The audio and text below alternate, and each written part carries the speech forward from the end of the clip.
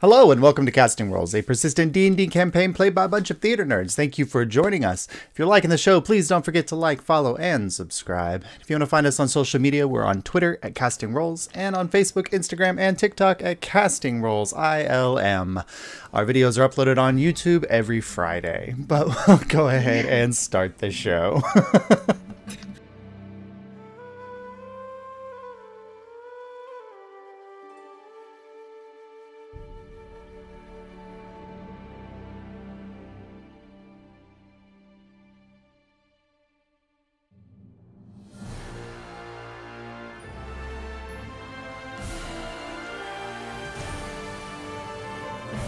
Start the show, stop the show, God, life's relentless. That's going in the teaser short. Well, it's not because I didn't record it. I'm not recording. All right, so ticket takers, after delving into the jungle and discovering the decrepit ancient temple of Suvanar, you made your way deep beneath the temple and discovered the entrance to Azulore itself, a expansive tunnel complex made of some kind of crystalline material that descended deep into the ground and then eventually out onto the ocean floor. You made your way safely, not running into any dangers as you trekked, thankfully taking paths that would lead you away from potential encounters, figuring out how to work the weird saltwater powered mechanisms of the tram system within the tunnel, and you made your way to the entrance to Azulore itself, where you were greeted by people who were shocked to see you, but it seems that the bureaucracy of the town and the rules and the order that it establishes have them operating as if they've had visitors all the time, because they have it in their handbook how to deal with new people. You were directed immediately towards the Kinkethurge to apply for a temporary visa for admittance to the city. With your guide from the Kinkethurge, Felinor, the tall Triton male who seems to be maybe a botanist of some kind based on the research that he was doing, took you up to meet with the, I don't think you guys got who they were, the Heralds of the Tides, who are the kind of the face of the Kinkethurge for the normal everyday people of Azulore.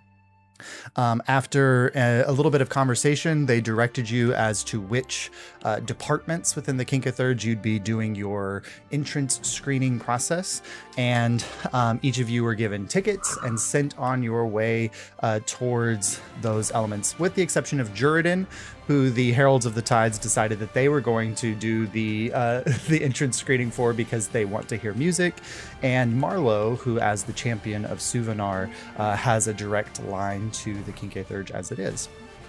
So ticket takers, as you've separated out here, the Seablade crew is walking up to communicate with the heralds about which spaces they are going to go to, but you're each making your way to your separate chambers.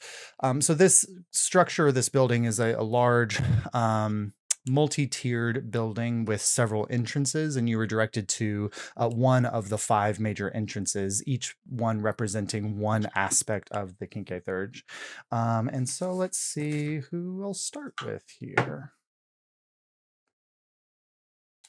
All right, so Saurus, as you are making your way down the hallway with your ticket 327, you are in the Sagarium complex, and the moment you walk through the door, immediately the sounds from outside seem to vanish, and you find yourself in a hallway that seems to be made of different material than the building itself on the outside, whether for magical means that perhaps you've gone into a different vicinity, or just visually, this area is different. The hall, a dark onyx stone color, with blue lights in sconces lining the pathway.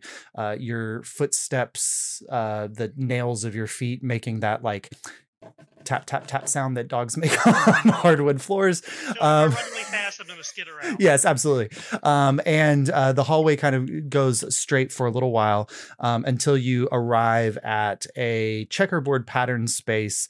And there are red chairs on the right-hand side and blue chairs on the left, and a window at the end of the hallway with a wizened, old-looking sea elven woman who's kind of writing with a fishbone quill into a book, and she sees you approaching and then immediately goes back to writing. There's a display above the door that says, now serving ticket number 326. And you glance down at you have 327.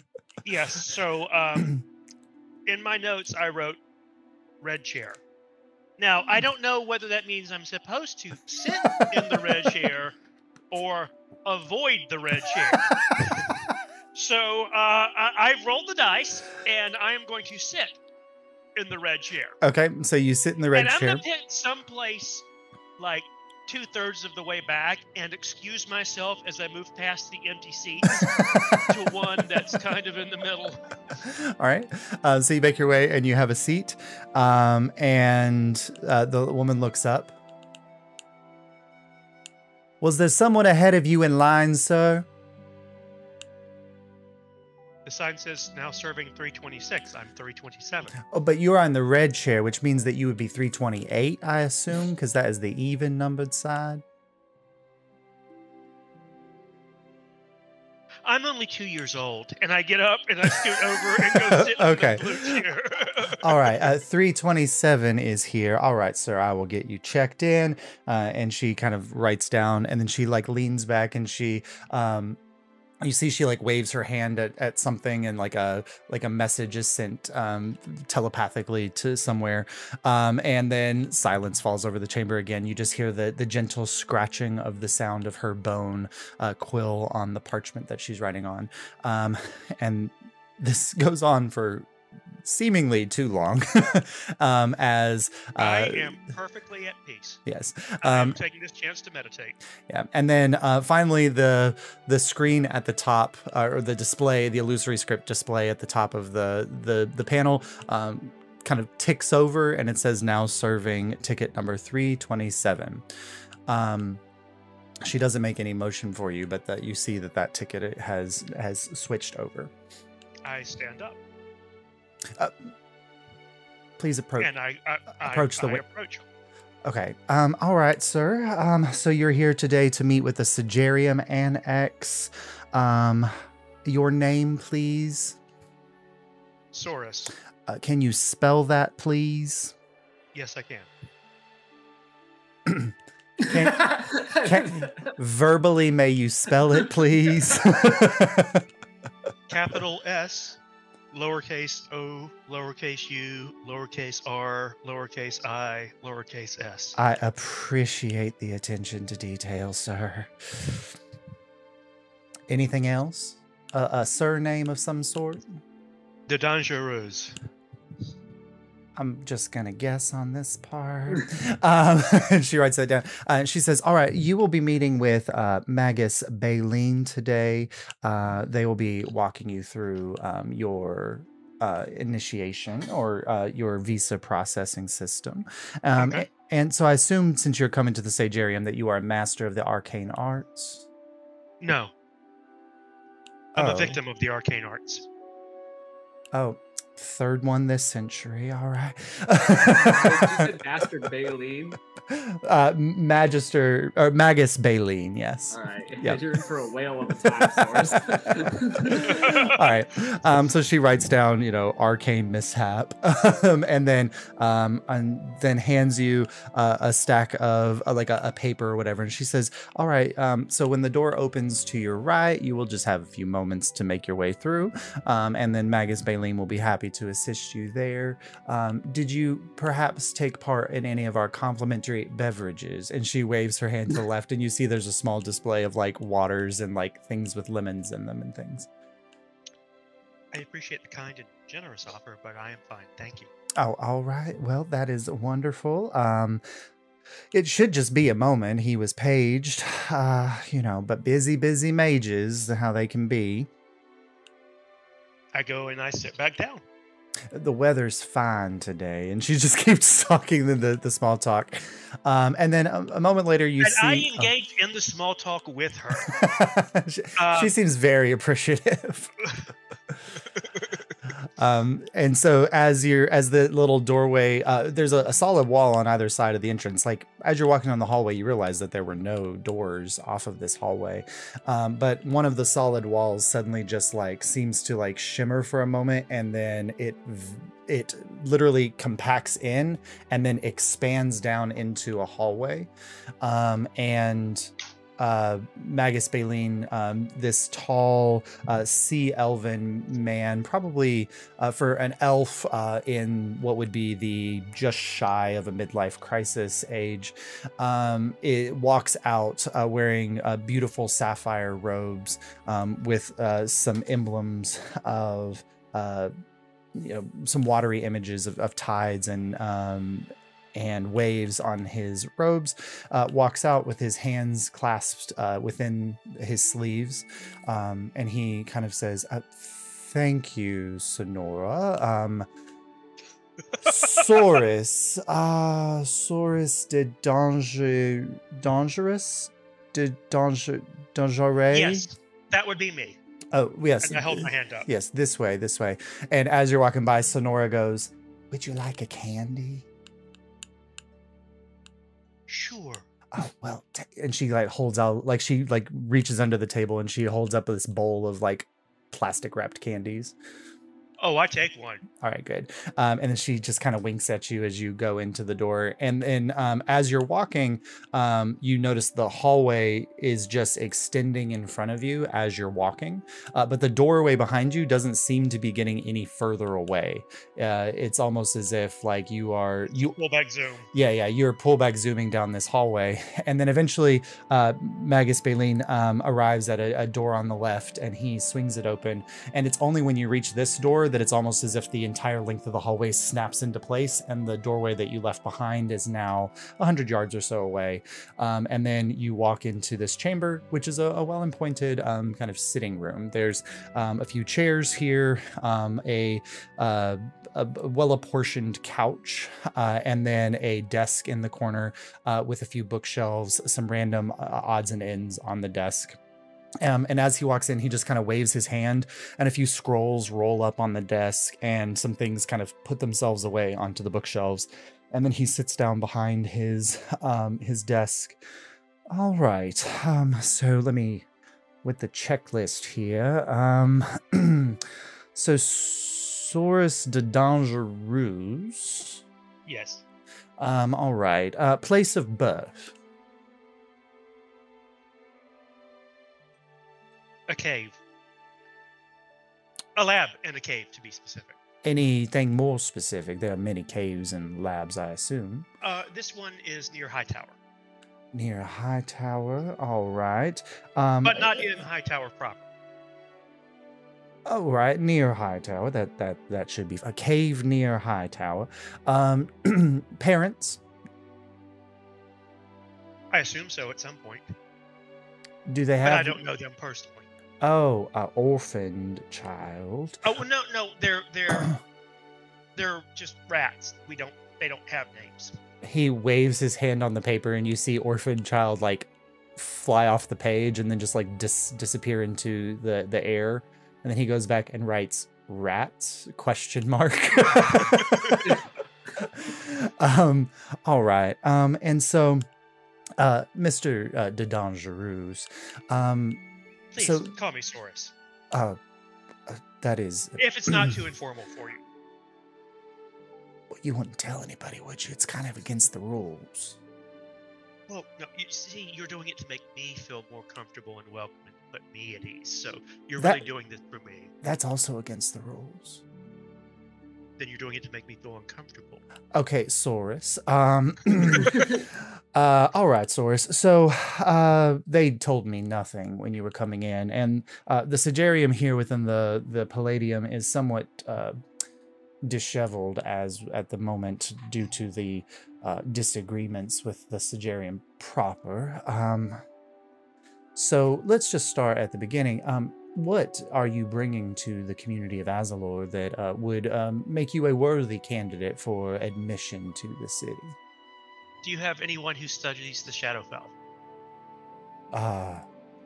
Within the Sagarium, I assume a few, yes. Have they ever been there? I myself have not been. Let me think. And he kind of grabs a book off the shelf that's about this tall, and he starts flipping through. Yes, we do. One traveler, plain traveler.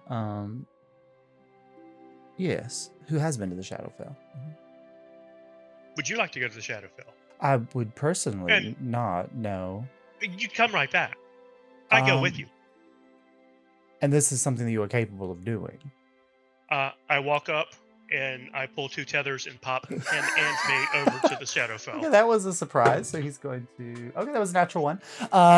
So there's a moment where you just like you pop and you're in the Shadowfell. Mark yourself 2 tethers, source, and like you find yourself very oddly like you are in.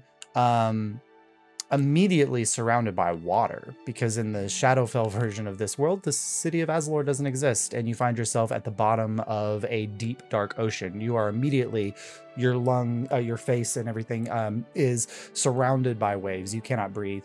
And he is looking at you with an abject look of terror in his face. And I pull us back. Because just as he was looking over your shoulder, as a giant glowing orb was floating your way that was attached to an even gianter floating fish.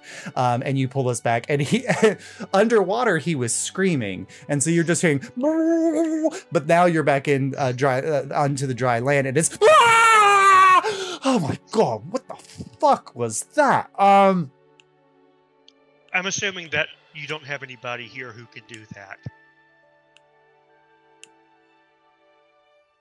He casts for a moment, and you feel this energy wash over you. I've never seen one of you walking around before. No, you probably haven't. Well, no, they usually die in the process. That's my understanding, too. So you know what you are? Yes, I think. Interesting. Very interesting indeed. He writes down under notes and comments, Divine Rebus. Huh. Well.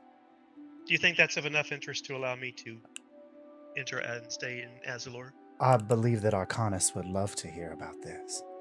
He takes out a paper and kind of molds it or folds it neatly, attaches a shark skin cover to it that's blue and embossed with a silver marking of the city of Azulore on it. And he takes out a stamp and stamps on there. On behalf of the Sagarium, I offer you free reign and access to the Palladium of Azulore. In order to gain deeper access to the rest of the city, you'll need to more deeply prove yourself to the masters of the various districts. But this will give you access to the basic areas, some of the shops, in places, as well as the church if you are a religious person, and here at the Kinke Thurge, of course, if you need to speak to anyone at the hall. And he hands it over to you. Thank you. Make a dexterity saving throw.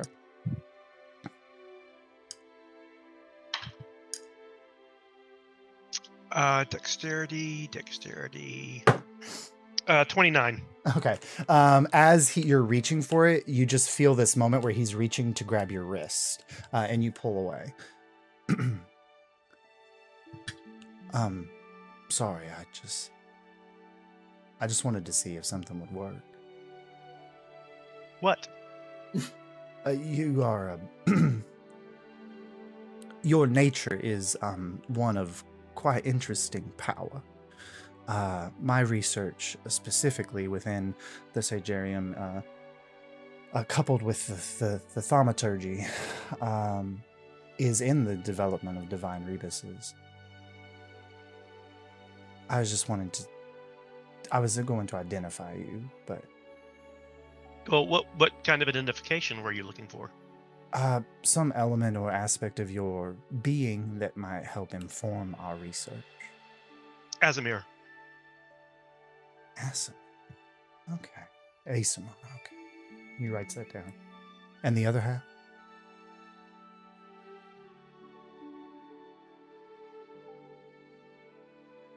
I don't know exactly what it was. I've met it, but Did it have a name? Artax.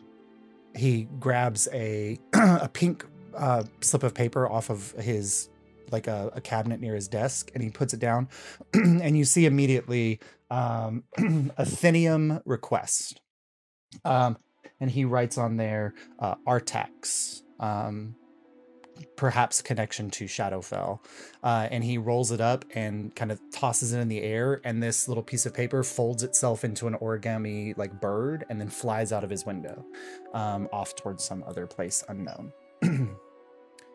Well, I choose to follow the light side of me. Until you drag an unsuspecting person into the Shadowfell, it seems. Well, it seemed the most expedient way to explain why I'm different. Can you do anything on your light side? I caused light to appear. Oh. And does he have any kind of wound or anything, or? Nope, he seems fine. Okay. And I'll also do a puff of wind using the Druidcraft. Okay. He says, wow, well, that is quite impressive. Yes, if you... And now make it smell like grass, which he probably hasn't smelled. And I tell him what it was. Grass. It smells slightly delightful. Do you know that the smells of plants they are screaming in pain after we've cut them? These blades of grass were not cut. Oh, fresh grass. So maybe they're singing in joy. Not in my experience. All right. Well, I hope you have a wonderful day. If you do decide that you would like to visit the Sagarium, I would be very interested in meeting you further. There's something we need to do, but after that, I'd be quite amenable to talking to you. Absolutely. Well, you can exit out the door you came through. You will find that you are outside when you leave my office. And so I go. All right, so you walk outside, and you are immediately out the main entrance that you entered in that hallway on. And you can turn around and look back, and it's that same hallway with Sonora at the end writing with her quill pen. But you are now outside at the main entrance with like the false sun of Azulore about to fade below the horizon. Okay, I go to find my compatriots. All right. Marlowe's still out there. They haven't, because they're still walking through all of the Seablade, most of which have decided to go off and do their check-in with the mercantile group. So like the ones who manage trade. Except for Marlowe, you notice Aryan Squall Eater very quickly heads off towards the Athenium entrance and to speak to the people in charge of the library. But Marlowe is there, Soros, if you want to talk to her. Fucking just, I don't know. I'm just like in a corner, sitting down, just hanging with my squirrel, bored out of my fucking mind. Oh, hey, bud. How'd it go? Well, I got this, and I hold up the pass. Assume that's a good thing. It says I can go in the Palladium Sure. area. Cool. Go okay? Everything normal? When is Well, anything don't ever love normal? that. Did you know that in the Shadowfell there is no city of Azulore? It's just all water. Now, why do we know that? What happened in the last couple of minutes for you to learn that information, Soros? Oh, I went there and came right back. It seemed the most expedient way of cutting through the bureaucracy. I made my point.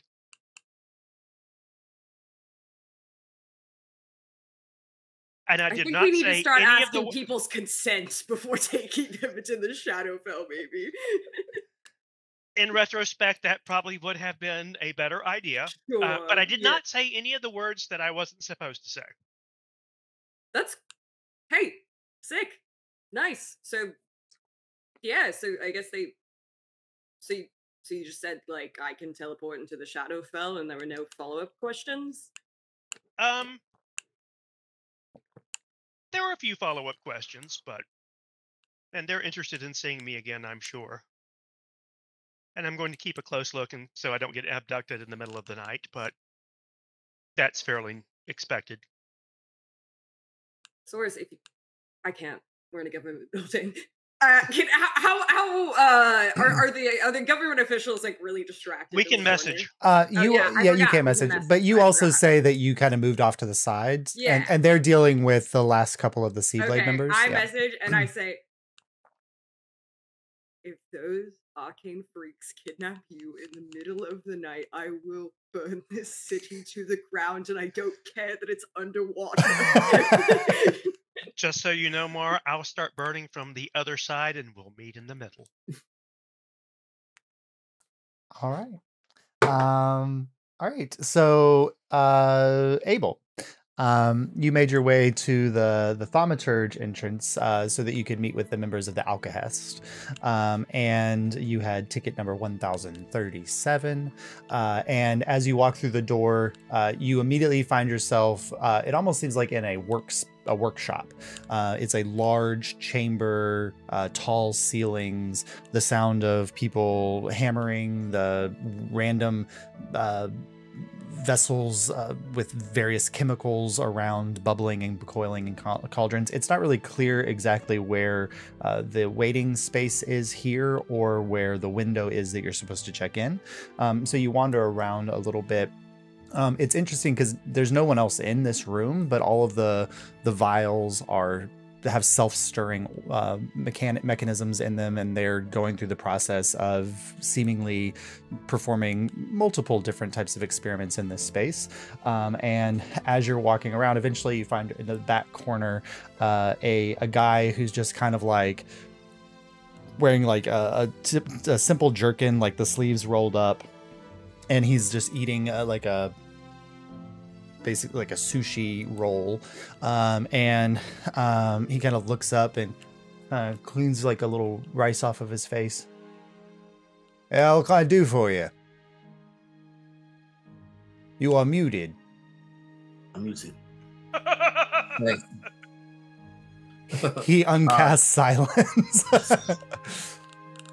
Dispel. Yes, I am here to speak with someone about gaining access to the city.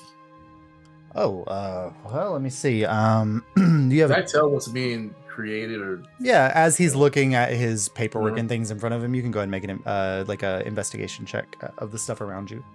I'll let him look through his things and just kind of peruse around a bit.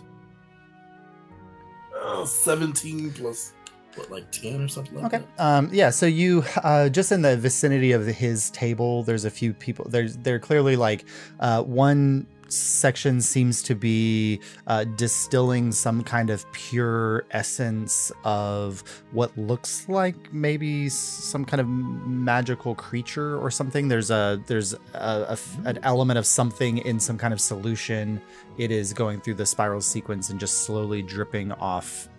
Every so often, a little bit of drip of something pure into a vial. It's difficult to tell what it is.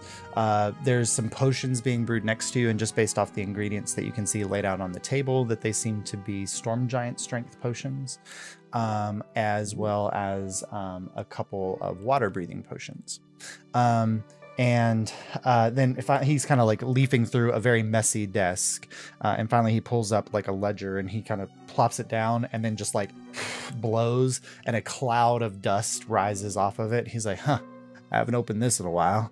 And he kind of pulls it up and he says, all right, let's see.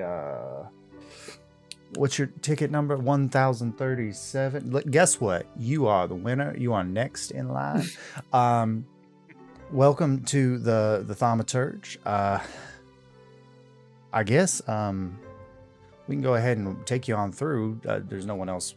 Was there anybody else coming behind you? No, I believe I am the only one. All right, well, I can just guide you on through here. And he kind of plops the rest of his sushi into his mouth, and he walks over to a door, produces a key, unlocks it, and enters in. And you find yourself into a beautifully pristine laboratory. If everything in the other room was like, like a country tire place where you get your tires changed and by some guy named Ed, this is like the Manhattan Project. Like everything is beautiful and pristine and beautifully laid out with the finest of materials. And there are multiple people in here working. And he's looking at his book and he says, has anyone seen Maester Elena? Maester Elena? She's a little hard of hearing.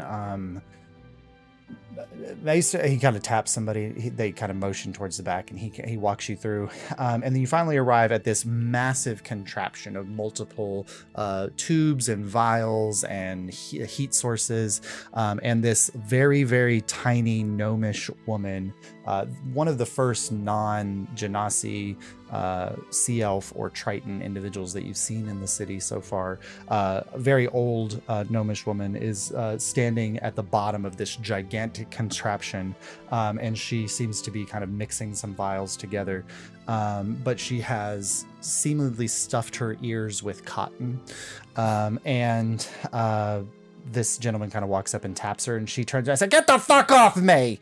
And can't you see I'm working? And he taps her again, and she turns around. It's like, I know that you're just the front desk guy, but don't think that I won't knock you down a few pegs if you come in here and bother my work again.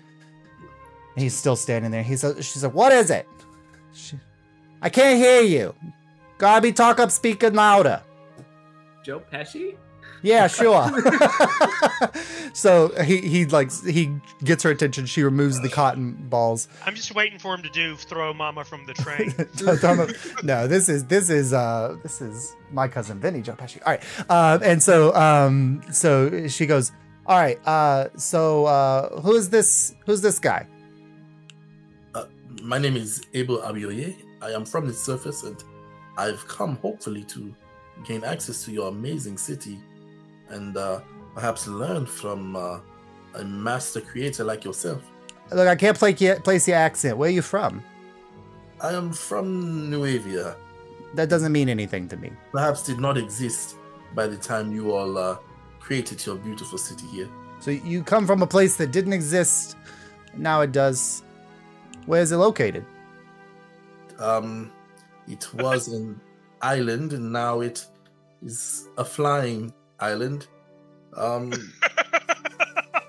complicated situation. She kind of looks at the guy. He's like, are you writing this shit down? He said, I didn't bring anything to write with, ma'am. He said, what good are you? Get the fuck out of here. All right. So you want to get entrance into the city. I am Maester Elena. I'm the leader of these guys out here. And I'm happy to help you guide you through. But you got to prove yourself. You know, we like to play by the rules around here. What do you got for me?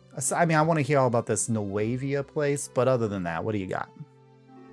Well, I am a bit of a creator myself. I've studied the ways of artificing, and I noticed the... I'm sorry, you got to define things for me. What's this artificing you're talking about? Oh, artificing is... We find ways to take mundane objects, everyday tools that you would use, and imbue them with magic and enhance their abilities. I noticed the blue crystals that quite prevalent as jewelry. We at Nuevia, we use those as a power source for our magic, actually. Blue crystals, and she kind of goes to her desk and she holds up like a bowl that's filled with, you know, very small, like pebble-sized pieces of zephyrsite. What are you talking about? The sea shit? That is very powerful and potent source of magic for us on the surface. Oh, well, you gotta show me. What does it do? Sure. And I will cast... Oh man, I probably shouldn't cast anything crazy in here. Shatter. No. I was gonna firebolt, but I was like, that's not a good idea. Mending is a good little... Do you have anything that is perhaps broken beyond repair, or would be very difficult for you to fix under normal circumstances? She kind of looks around. She's like, well, I mean, like, she reaches into a pocket and she's like, these glasses, I haven't had a chance to get fixed in, I don't know, like the last 10 years or so. It's been really difficult to see. Maybe you could look at those? Would that be sufficient to... You want something? You want to be more impressive than that? I could easily fix those with my normal magic. I want to show you... She grabs a rock and then throws it, and there's a large, like a urn that's probably like half the size of your torso on the side, and it just cracks through it, and whatever was inside of it spills out. She says, it's fine, it's just acid. Oh, that's not... I'm susceptible to acid, so... Okay, I will be very careful. Maybe don't get it on your shoes.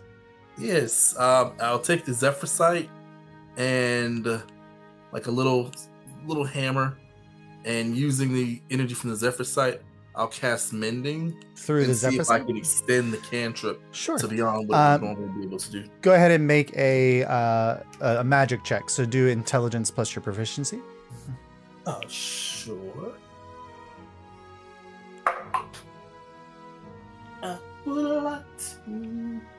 It's 9 plus 19. All right. So you hold the zephyrsite stone in your hand, and you're casting the mending through it.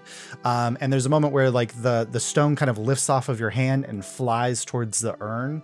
And as it's flying towards the urn, all the shattered millions of or hundred thousands of pieces of glass begin to swarm up, almost like a little meteor swirling around the stone, and then they hit in the space where the urn was, and they arrange themselves, and then it seals, and it is a fully healed urn, which should not have been possible because the mending cantrip only heals very small sections of something. And she kind of goes, oh, it's pretty impressive. Do you have a way to get the acid back in it? It's beginning to smoke on the floor. Not personally, but I might have a friend who can help. A little otter fellow, he's very good with chemicals and those types of things. Oh, well, she like takes a powder on her desk and she just tosses it over it, and it kind of neutralizes the acid. That's quite impressive. So it seems that it amplifies magical abilities, what you're saying. Yes, I could teach you how it's used in Nuevia, and perhaps give you some designs of different things that we have created and useful ways we've implemented zephyrsite. So it doesn't just amplify magic abilities; it does other things too. Yes, we use it in machinery and many things. Can you show me an example of that? I can. What might I have on me? Oh, it's powered by your jetpacks. Yeah. I'll take off my jetpack and strap the maester into it. Now you have to trust me. There's a prototype version that is much more difficult to control, but this one we worked out all of the kinks. So it's a little big on me. You gotta snug it up. Tighten that little straps a little more. Yep, we'll tighten you up as much as possible. Cross your finger. No need to worry. Well, she holds up her hand and she's like, I can't even cross them anymore. See, I lost this one, and so if I try to cross them, it's like they do this, and she doesn't have a middle finger on one of her hands. Well, she is not really into lab safety, as you can tell. Yeah, this is extremely safe. Just pay attention. How are you with your depth perception? You are. Well, you didn't fix my glasses, so I mean, like, you're kind of just a blur. Okay, I'll do mending on the glasses and I'll put them back on. Okay, and she says, oh, wow, you're a lot handsomer than I thought you were when you're just a smudge. Oh, thank you. Thank you. I'm sure you say that to all the visitors. I'll show her how to activate and work the jetpack. Okay.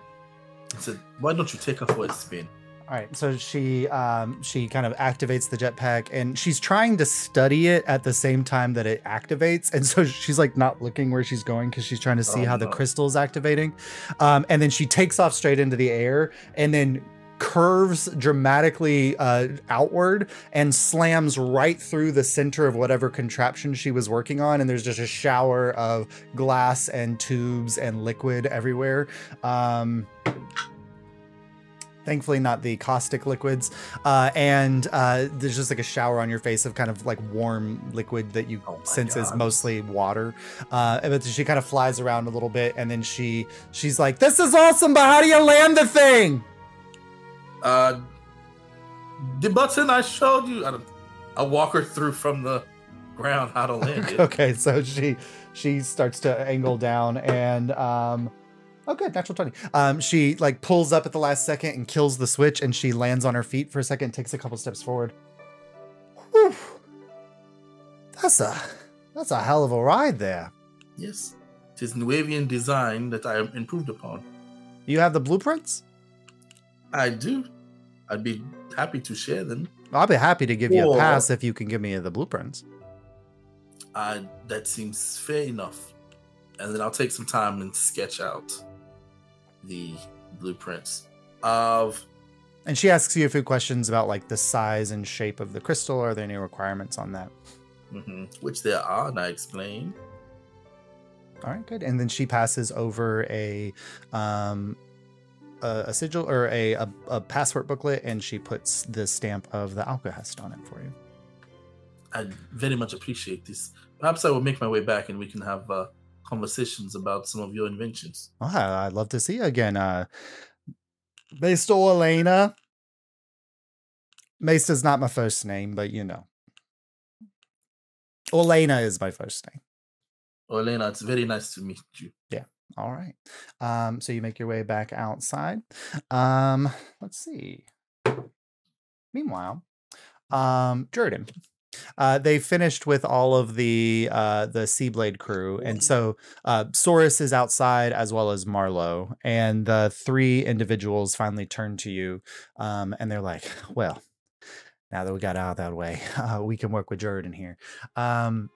We are the Herald of the Tides. We are the voice of the people of Azulore as it kind of relates to the Kinkathurge. My name is Coral. This is Pearl, and this is Krill. What can you do? Like, what can you play? Can you? Wow, Krill, huh? Yeah. Out of those three names. Anyway, sorry. We can. Yeah, I can play lots of. Jordan's freak. To be fair, Jordan's freaking out a little bit because his catalog is like top 10 pop songs that were popular in Bard school, and he doesn't know much. But he takes out his violin, so he'll put his dulcimer down and take out his fancy violin. And he's like, I mean, do you want like something upbeat or something sad? Have you ever heard a sea shanty, Jury?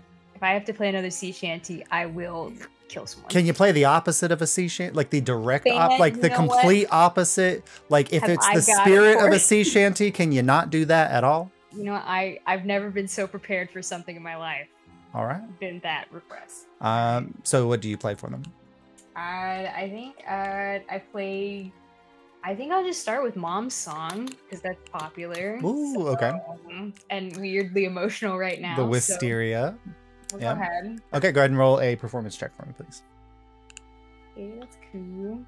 I think they have great performance. It's a 21. A 21.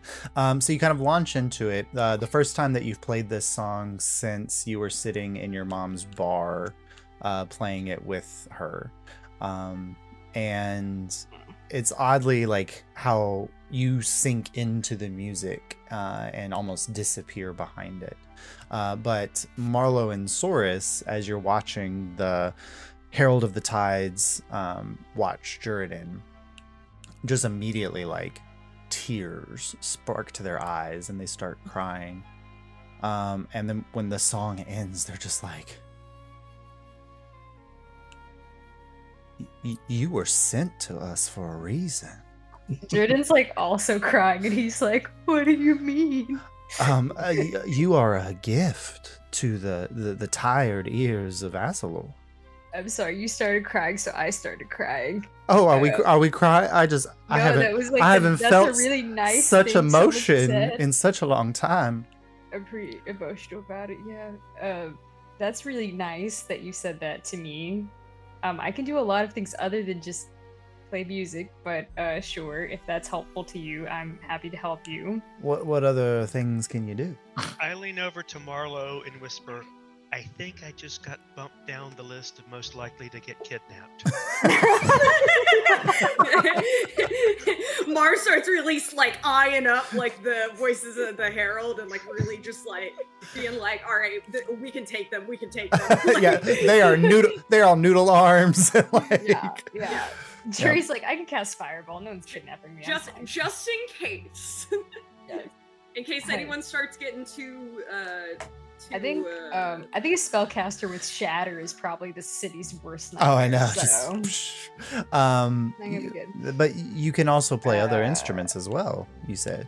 I mean, I've got like my dulcimer over there, but that's more I do like for spell stuff specifically. But I could play something on that too if you want. I mean, we've got like there's no line after you. I'm like really susceptible to peer pressure, so if you to ask me, I probably will do it. Well, I mean, we would just love to hear whatever you want to play. All right, and I grabbed the dulcimer. And like, here we go. I rolled a 22. A 22. And so you play something a little more upbeat. And I'm also not rolling well, so if I start really rolling well, they're gonna lose their fucking minds. And they're just kind of like, you can kind of see them like moving a little bit to the music and like, huh, this is very refreshing. We're supposed to like weigh your worth, and I just don't know how we could possibly put a number to how worthy you are to be here in this city. You should probably just give me the best thing you can give me. Well, I mean, the best we can do is he kind of pulls out a passport and puts his stamp on it. He says, this is the best we can do now. You'll have to meet with the individual leaders of the Kinkithurge to get access to more of the city. But there is a gala tomorrow evening at high tide for the Kinkithurge. It's one of their birthdays. I think it's Pontiff Cassandros. Dry. What a dry man. And I think that your music would just liven him up if you'd like to play the gala. Right. I mean, like last time I went to a gala, like my dad died, but he got better. So I guess if we're not doing anything else, sure. Did your music kill your dad? No, I brought him. The music brought him back. You know, I mean, I suppose. To be fair, Pontiff Cassandros is very old, and he could just drop dead at any time, so that might be useful. I know a funeral song. Maybe. I don't. It's like the Star Wars theme, like that just closes again. The Imperial March. The Imperial March. Sure. If, I gotta check in with the leader.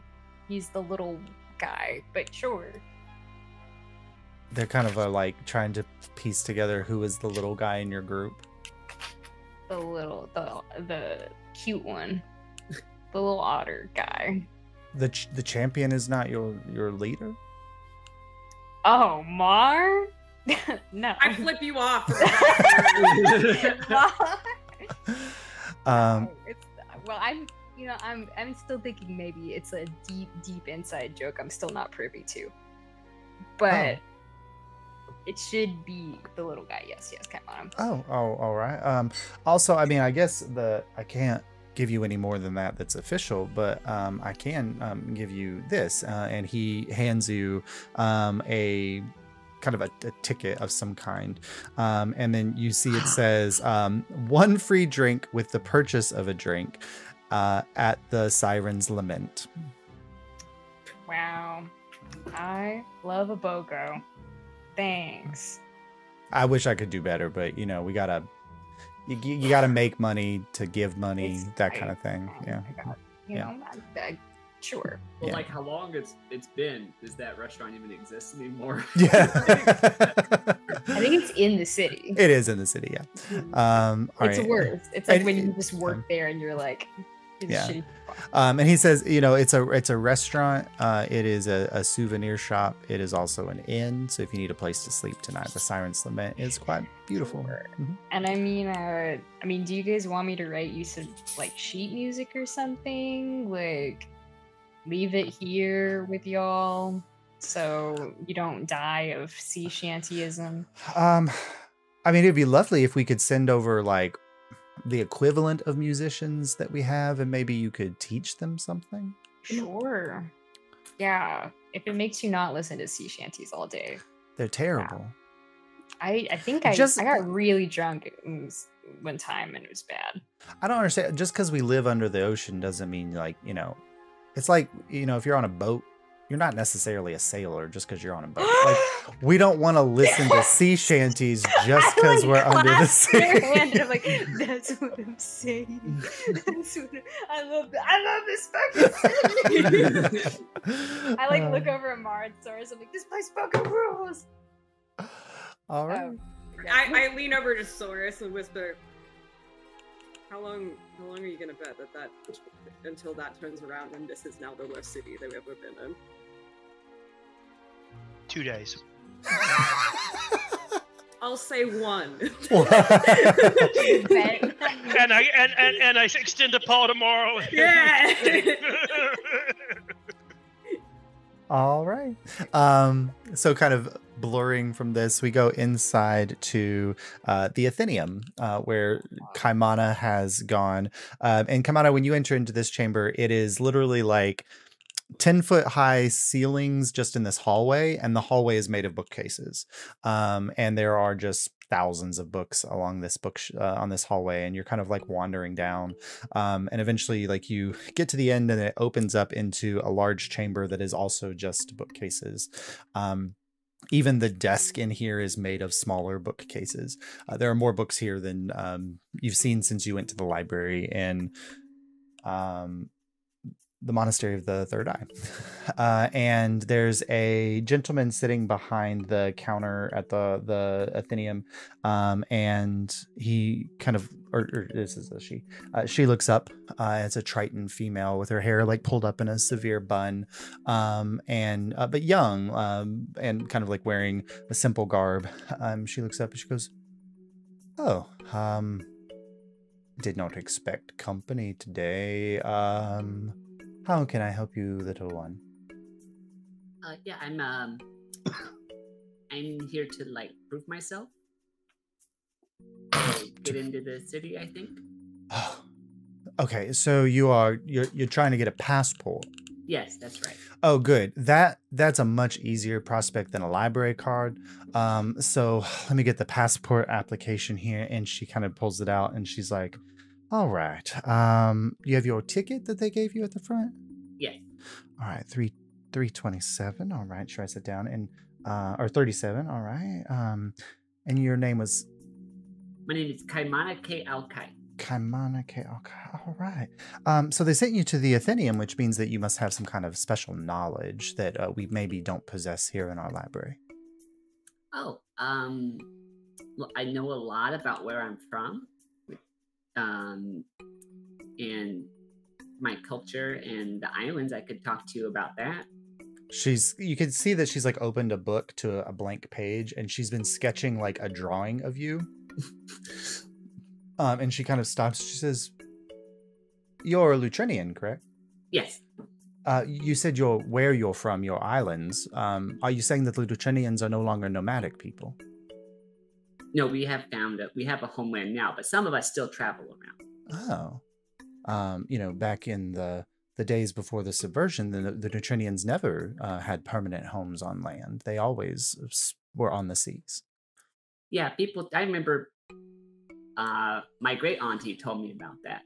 Interesting. Interesting. She's kind of sketching a picture. Now, would you say that you are a typical Lutrinian of this day and age? No, probably not. In what way? Well, I'm a little younger. Like I had my coming of age ceremony, but I'm still pretty young for Lutrinians. So, coming of age ceremony still happened around 12 years old? Around 10 or 12. 10 or 12? Okay. They've pushed it back a little bit, it seems. So maybe island culture has made them less worried about age in that way. We still get our names at our first birthday. Oh, interesting. Yes, that's similar. And she's kind of finished the drawing and she's now writing down the information you're providing her. Well, we would love to hear. So what is island life like for Lutrinians? Oh, it's great. We got lots of food. We spend a lot of time dancing and swimming and playing. There's a lot of practicing, which, I thought I would see more of that out in the world, but not as much. What were you practicing? Oh, everything. We would practice sailing. We would practice fighting. We would practice sewing. We would practice weaving. But there's a lot of people just kind of stand around, I feel, out here. Like in our worlds? Yeah. Oh. So you feel like everyone in the Lutrinian culture has their place? No, we just... we're always kind of busy. Oh, interesting. I feel like maybe that's why I left. I like sleeping a lot. Okay. And may I ask, like, why did you leave? I mean, like, how did you leave? What was the nature of your leaving? I fell asleep. Are there more details than that? Yeah, okay, so like I was practicing canoeing. I went around the far side of the island to a nice place where there were lots of clams and pohoihe and opihi shells. And I pulled the canoe in, and the sun was bright, and the canoe had a little cloth up at the front, and it was shady, and I was hot, so I fell asleep under the cloth in the shade, and the tide must have come in and washed the canoe out. And when I woke up, I couldn't see the island anymore. Oh. And I didn't have a sail with me, so I couldn't go against the current. Huh. And I just felt like if I couldn't go one way, I would just go the other. Because I knew there was other land out there, and I thought I might just go look at it. Interesting. And then you just sailed away. Kind of, but yeah. Where is the homeland of the Lutrinian? I don't know that I'm comfortable saying that. That's fair. That's perfectly all right. People call it the Vanishing Isles. The Vanishing Isles. She kind of looks up behind her, and there's like a large kind of board on the back wall, and she slides it up, and underneath it there's like a thing with basically like math equations or whatever, and she slides that one up, and then you see a map of the world, which you've seen maps of the world before. This one doesn't possess a veil. Okay, so can I start correcting the map? It's interesting because you've never seen a map that wasn't just the veil, the lands that weren't covered by the veil. And so go ahead and make an intelligence check to see if you can actually look at this map and find the spaces that you're looking for. Oh boy. Good thing I've got my headband of intellect. Yes. I think. Yeah. I've got a +3 to intelligence somehow with my -9. What is this from? Hang on. I thought did we give you the headband of intellect, or did we give it to Alimbic? Was it from your tattoo? No, that was strength. Because right now it says plus. Oh, why am I proficient in intelligence? I don't know. Do you have a magic item? I might have a magic item I don't know. Registered magic. It'd be under your feats or your magic items. Yeah. Why are you so smart, sir? I don't know. What Okay, happened? so it said Because intelligence. this says Okay, intelligent. Oh, I just lost it. Like 11, I think, is what I have. Yeah. you said intelligence check. Yes. All right, mine says so. The thing says 9, but for some reason on saving throws it says +3. So I don't know what the deal is. Oh, well, you get That your. might be your race, maybe. Maybe there is Like something like just that. your Yeah. saving throws. I'll figure it out later. But That's fine. It's just a check. You said It's just a check. Yeah. okay. So it's a -1. Yep. So a 1. You got a 1. I got a 2, and it's a -1. Yeah. So you're looking at the map, and like, you were never really trained how to read maps anyway, because Lutrinians always navigate by stars and by sunlight and landmarks and things. And so you're kind of What's looking the at the N and the S and the E and the W for? Oh, no. Ava would love to see that map. those are directions. That's a compass rose. It tells you north, south, east, west. What's a compass? Anyway, so the you're kind of looking at it, and like you point to an area there, and she's like, well, I'm not quite certain. The veil is still on the surface. Is that correct? Maybe. And I find like Bogtown. Oh, Bogtown, and she kind of points at a place towards the middle of the map, a little bit south west of the middle of the map, and she kind of points to Bogtown, and you can see it's at the heart of a bay, and then opens up into a much larger sea. At the mouth of the bay, there is a series of islands that kind of almost seem to be in the shape of like a dragon's claw, and as she's pointing it out, you just kind of notice the curled tip of one of the claws is broken into a small set of islands. And as you're glancing at it, now that she's pointed you in directions, you feel like that might be a little close to home. I'm not going to point at like the specific island, but I'm going to point at the general area. And I'll be like, I tell you that we're around here. Oh, well, that's interesting. That would make us, not really, but distant relatives. That is the former island chain of Suvinaria. Yeah, I like the Suvinar. sister home to Azulore. Suvinar's great. Yeah. So you live close to the Vale, then? Yes. Well, quite interesting. I would love to sit and talk to you for a little while longer if you are free. So with the information that you're providing, Kamana, go ahead and make a wisdom check using your proficiency. Oh, thank God. Yeah. Because it's the nature of your being. Where's my... Okay, +4 proficiency bonus. So this is a +8.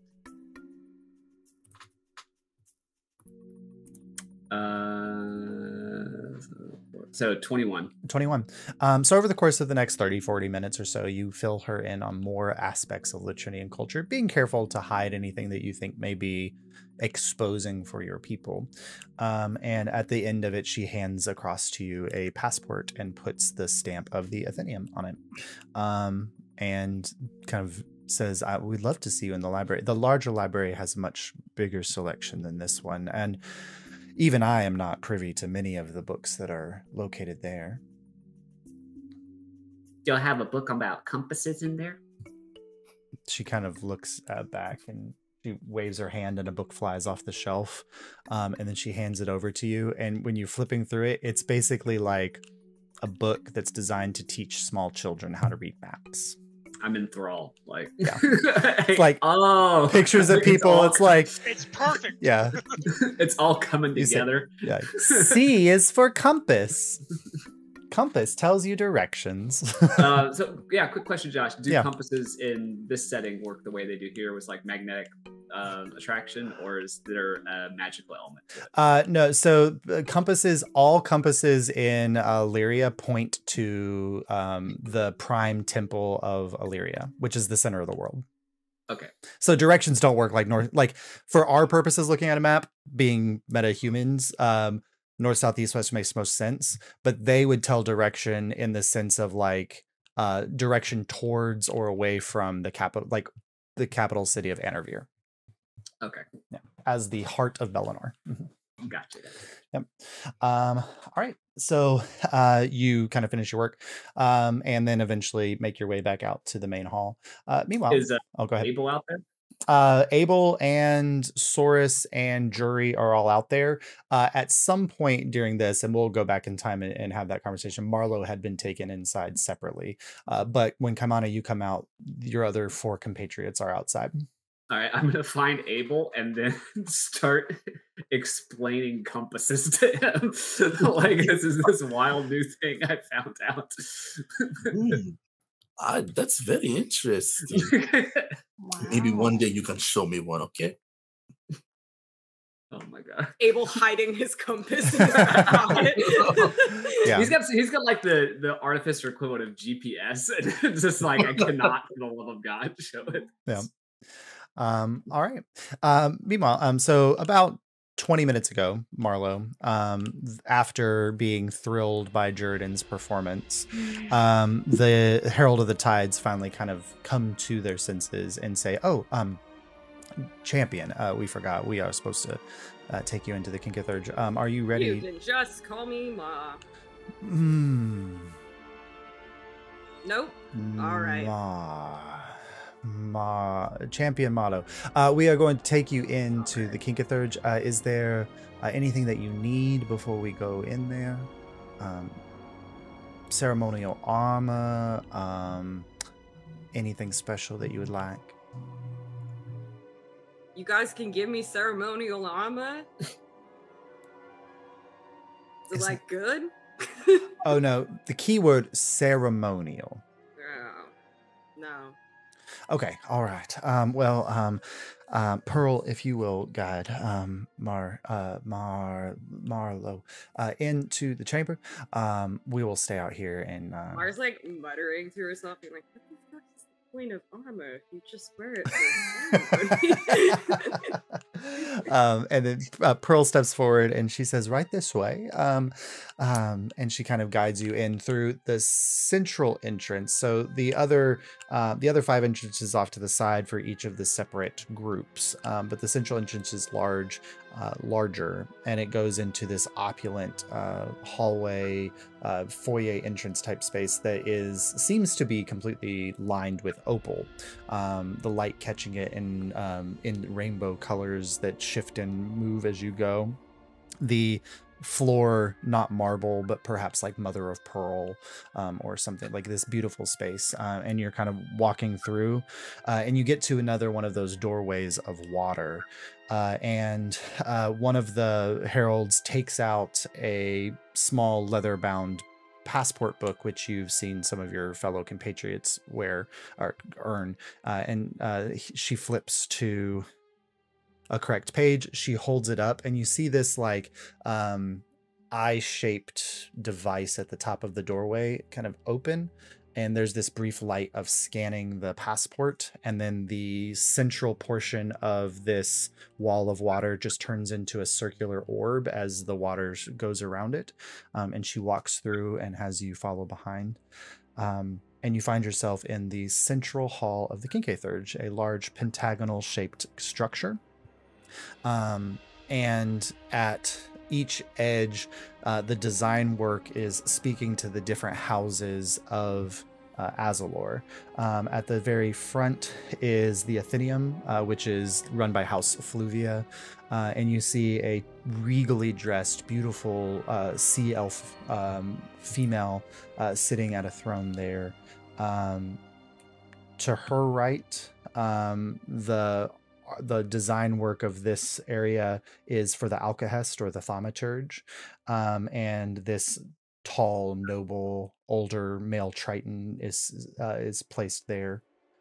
To the Athenaeum's right is an empty space, but then there's a man who's walking in to fill that space, who's wearing long sapphire robes, and it's the Sapphire Sanctum's space, or the Sagarium.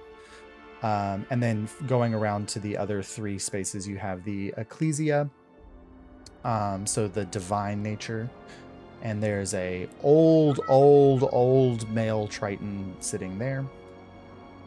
And then the Masters of Trade and Coin, the Brokers, which kind of somebody who's difficult to tell on the more feminine side of the gender spectrum, Water Genasi, and then and they're just kind of arranged there around you. And the Herald of the Tides guides you towards the center of this central platform that rises up.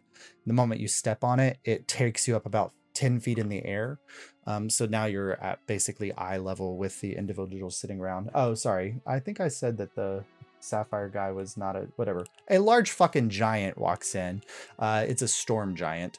And he walks in, and he doesn't sit in the small throne that's presented there. He just kind of like is standing in his box, almost as high up as to the ceiling. So he's looking down at you, but you're at eye level with everyone else. And finally, the Pearl kind of steps forward.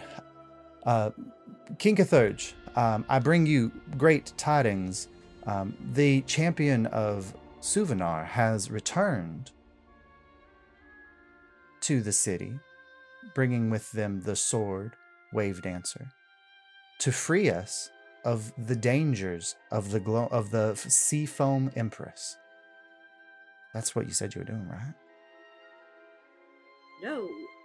Oh shit. But okay. What did you say? What? No, no. I mean, you said it. So you said you were going to the temple. Maybe is that what you? So yeah, I wanted to talk to the dragon, but I mean, you know, if there's an empress in the way, I you know, we'll take care of it. So. Oh well.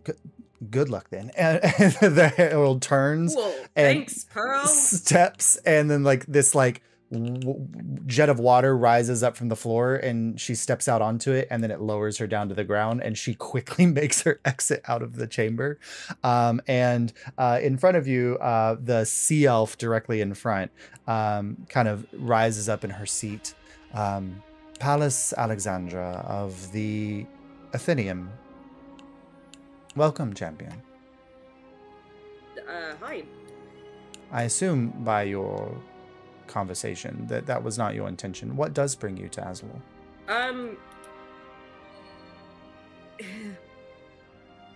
What do you all know about what is currently happening on the continent above us?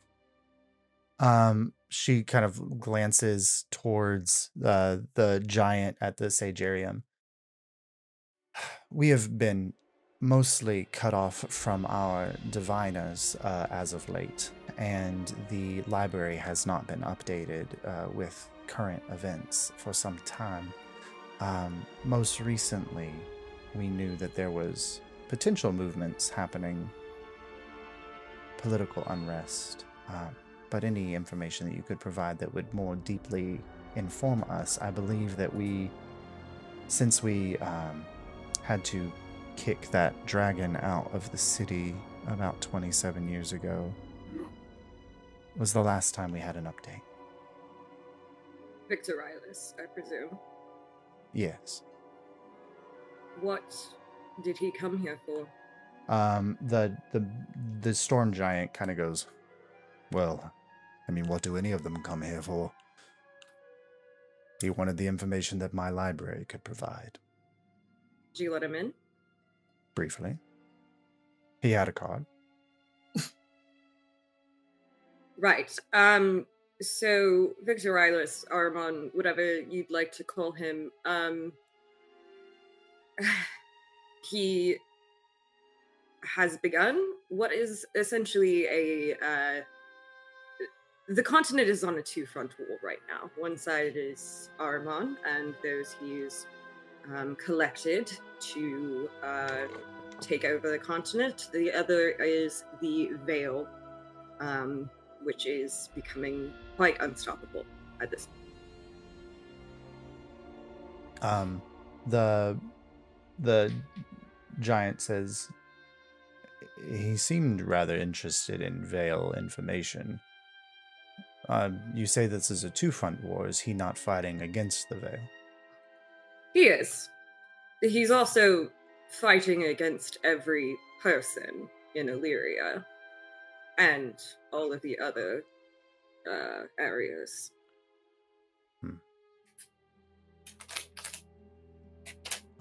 He kind of looks towards the thaumaturge representative, the male Triton, and the Triton kind of speaks up and says, well, yes,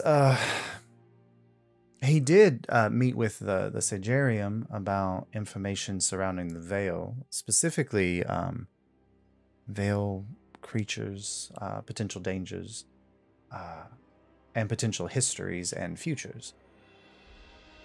He did come by the thaumaturge, and we showed him a display of, at that time, one of our more recent powers of creation with the Divine Rebus. Excellent. He wants to make a Divine Rebus out of Naginda.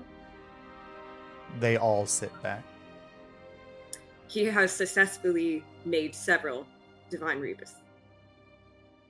The male giant says, yes, I just received word from Magister Baleen that one of those Divine Rebuses is in your group. He is frighteningly close to godhood.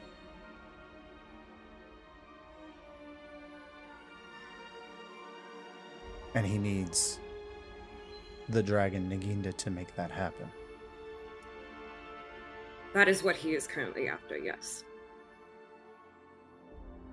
There is text in your library that he needs to make that happen. I am requesting that I and my fellow group be given access to your library to remove that text before he can get it himself. Well, unfortunately, because of our laws, there is no way, and I do not mean this out of the sense of bureaucracy. It is coded directly into the keystones within our city. You have to earn your passages to each area. I am happy to set up a trial for you today for access to the Sagarium, if that be something that you desire. Yes. Other parts of the city that you feel like you might need access to. I do need to visit Naginda. They have spoken to me in several dreams and told me that they are in grave, immediate danger. And I'm concerned that it is actually maybe coming from, the call is coming from within the bubble, and not just Armon. The Seafoam Empress, perhaps. Right. What is her deal? The giant finally kind of like, he kind of like sits back on what would be like the second level of a riser set, but he's using it like a chair. And he kind of sits down on it and he says, that would be my apprentice, who, after returning from battle in the subversion, decided to use the militaristic mind that she had developed to establish an empire in a land that does not believe in kings and queens.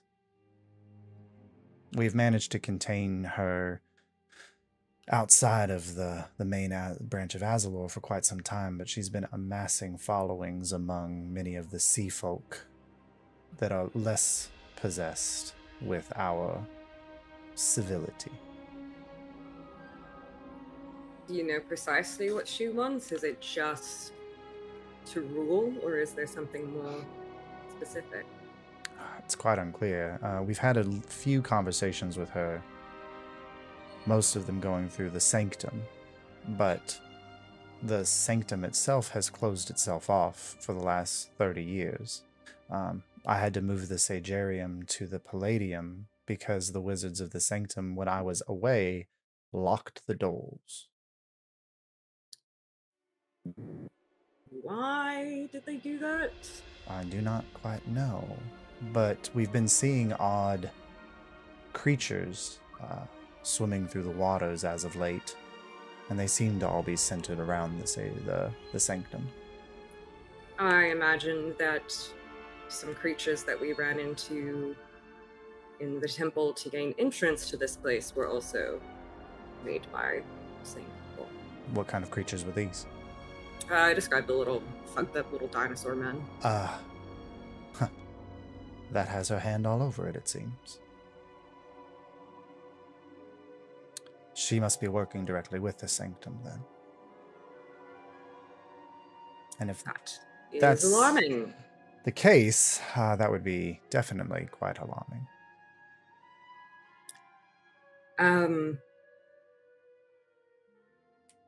I would be more than happy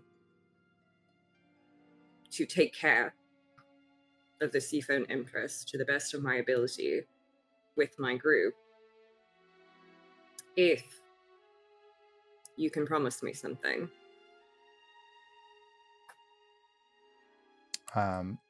Pallas Alexandra, the Athenium, kind of says, yes.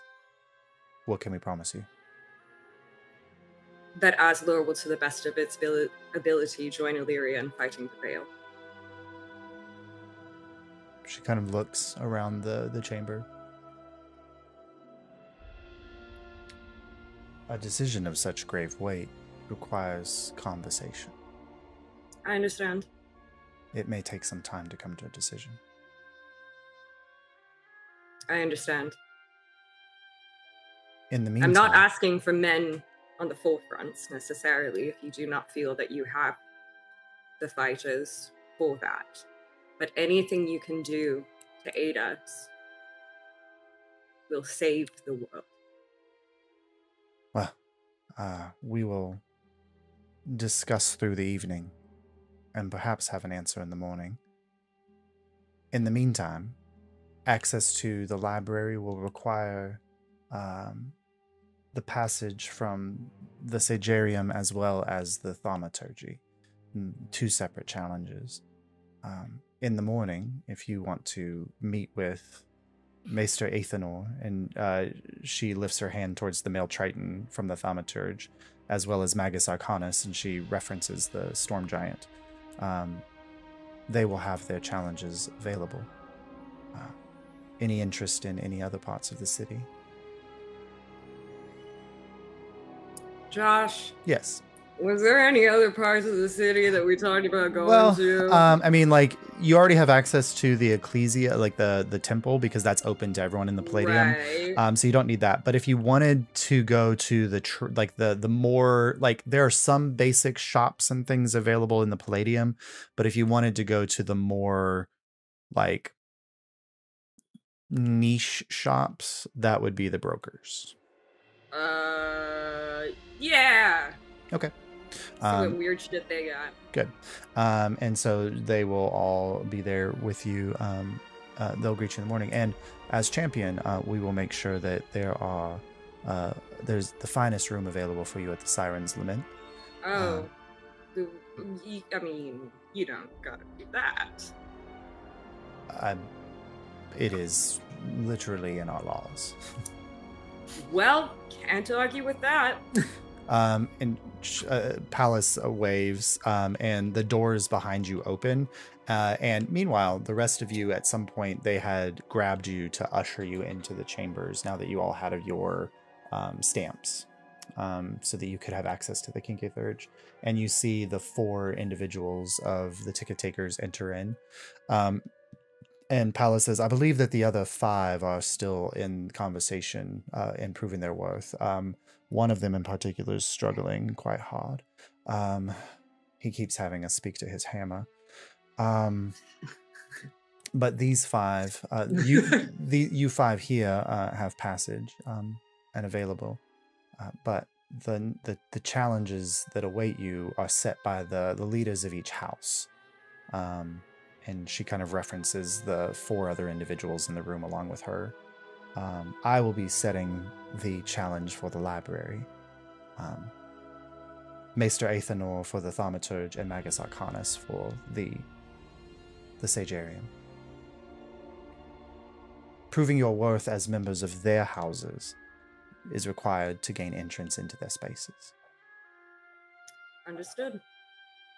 Anything else I can do for you?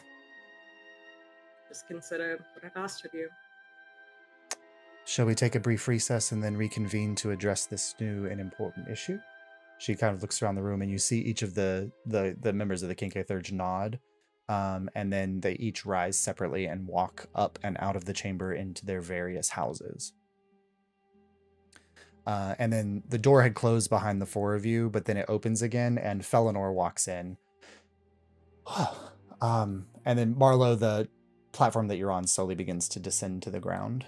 And Felinor walks in and says, well, quite impressed with all of you. You went through those challenges quick and simple. Got free housing. Got a buy one, get one free, I heard. Anything that I can do for you now that you have free access to the Palladium? Might you show us to the Siren's Lament? Absolutely. I assume you're tired after your long day of journey. Yeah, Mara's gonna get both of these drinks on this BOGO. All right. So Felinor kind of leads you back out of the Kincaid Thurge and then down the hill, which wraps around the outskirts of the temple, back to the Palladium proper. And it's here finally that you notice that several of the roads that shoot off of the Palladium, you see that they run smack into walls of water. And Marlowe, it's here now that you've seen one in action, you notice those eye-shaped devices at the top of each of those walls, that these are passport readers that would block your access or entrance to these various places. But he guides you down to a small smattering of shops. There's a kind of a general store. There is like a weapons or armor store that doesn't have a lot of, it doesn't, like from the window, it doesn't look like it has a lot of things, but because this isn't like a super militaristic community.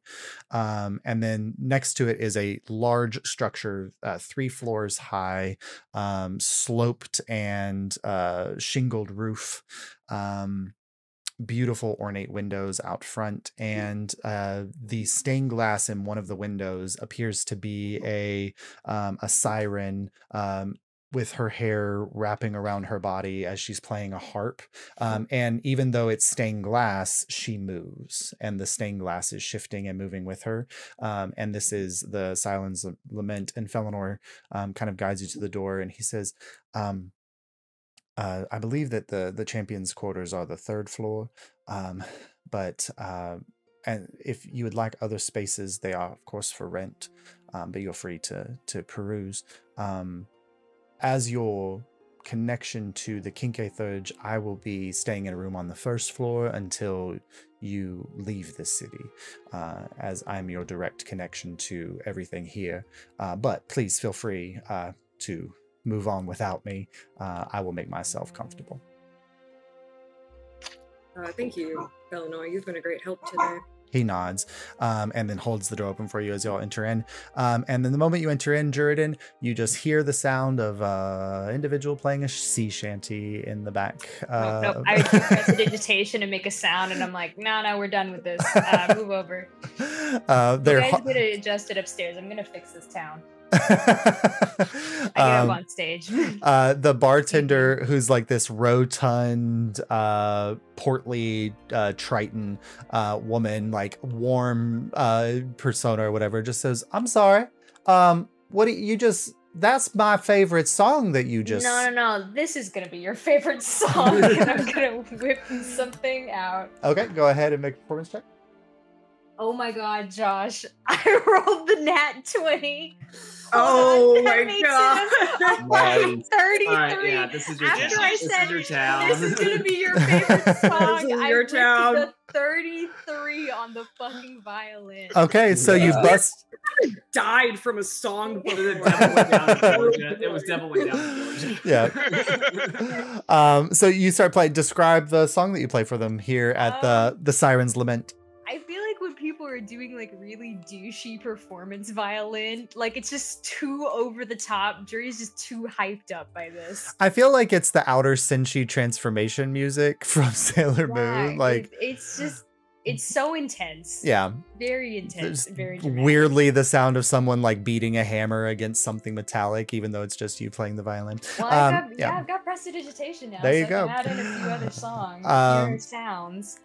So you all watch as like a crowd that had mostly just been kind It's of like dancing lights. There's Yeah. like the minor illusions happening. It's a big fucking thing. yeah, right before Jury gets up, like he makes a reference and like literally all of the lights in the room just like go out and you're just sitting in darkness and the bartender's like, well, this is a little excessive, I think. And then suddenly like the dancing lights pop up and then the music begins and you just I see change outfits midway. Like this is like the whole fucking thing. just slowly like everybody in the chamber just kind of stops what they're doing. Like the waiter like halfway through delivering drinks is just like staring at Jordan. Like a beer mug is This is like like- flowing behind the bar. Yeah, it's also the best you all have ever seen Jury perform to. He's never been this good. Yes. I didn't know Jury was this good. Mar has Thistle like held up like this and is doing the little pee for poppers dance with the squirrel, like just dancing with it. Kaimana, you feel like a little like scurry at your neck and then you just hear, man, it's really good. I like to think Feel it's it. like Kaimana like jaw drop and then Uh-huh. like smaller version like on his shoulder, like same expression. Like, He's like, he's a rocket. I didn't know he could play this good. I mean, You didn't know either. yeah. Like, is this what all music sounds like? Because I like music now. I wish it was all like this. I wish I could play this. I mean, all it takes is trying, I guess. Yeah. All right. And little Saurus is just kind of sitting on your shoulder, just like bopping to the Vibing. music. Yeah. And then eventually the music kind of like Jury dies down. And then the bartender just says, free drinks. First round, second round on me. What is your name, sir? What's your name? My name is Jordan Elegy Windsor. Jordan Elegy Windsor. That's beautiful, beautiful. You're gonna be in town for a while, or just? I don't know how long, but I'm here tonight.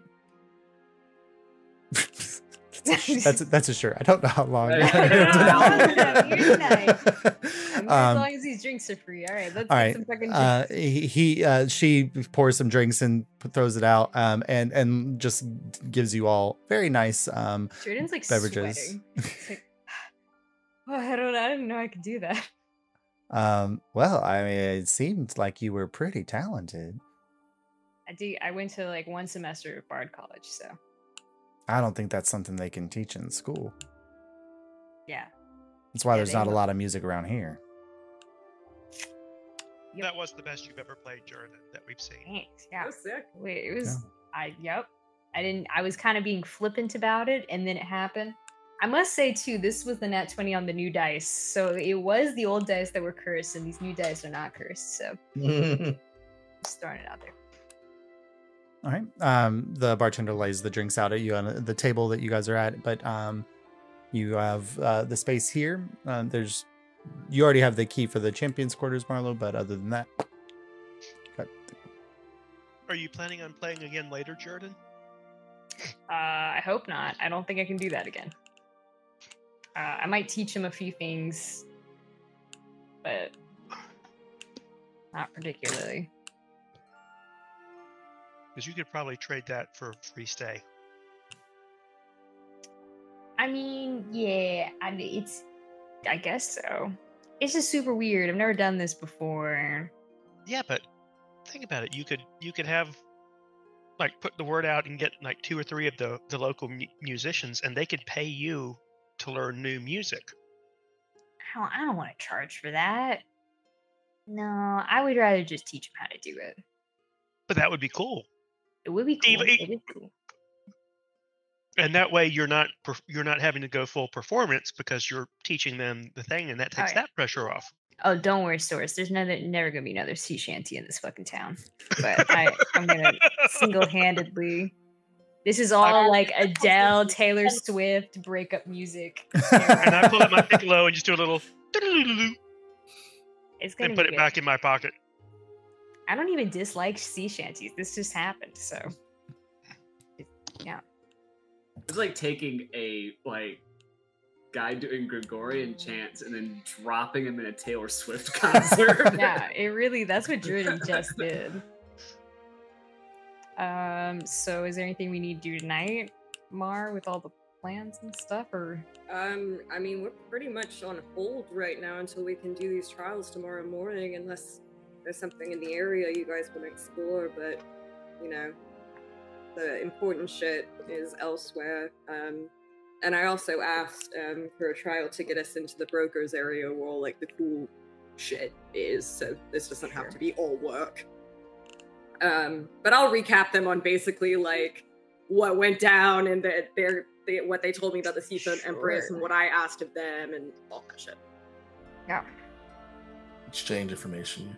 Yeah. Did I have to hand over my magic beans, or were they just like, please don't use them? No, they just said, like, put them in your bag and... Okay. Yeah. Okay. So I have them.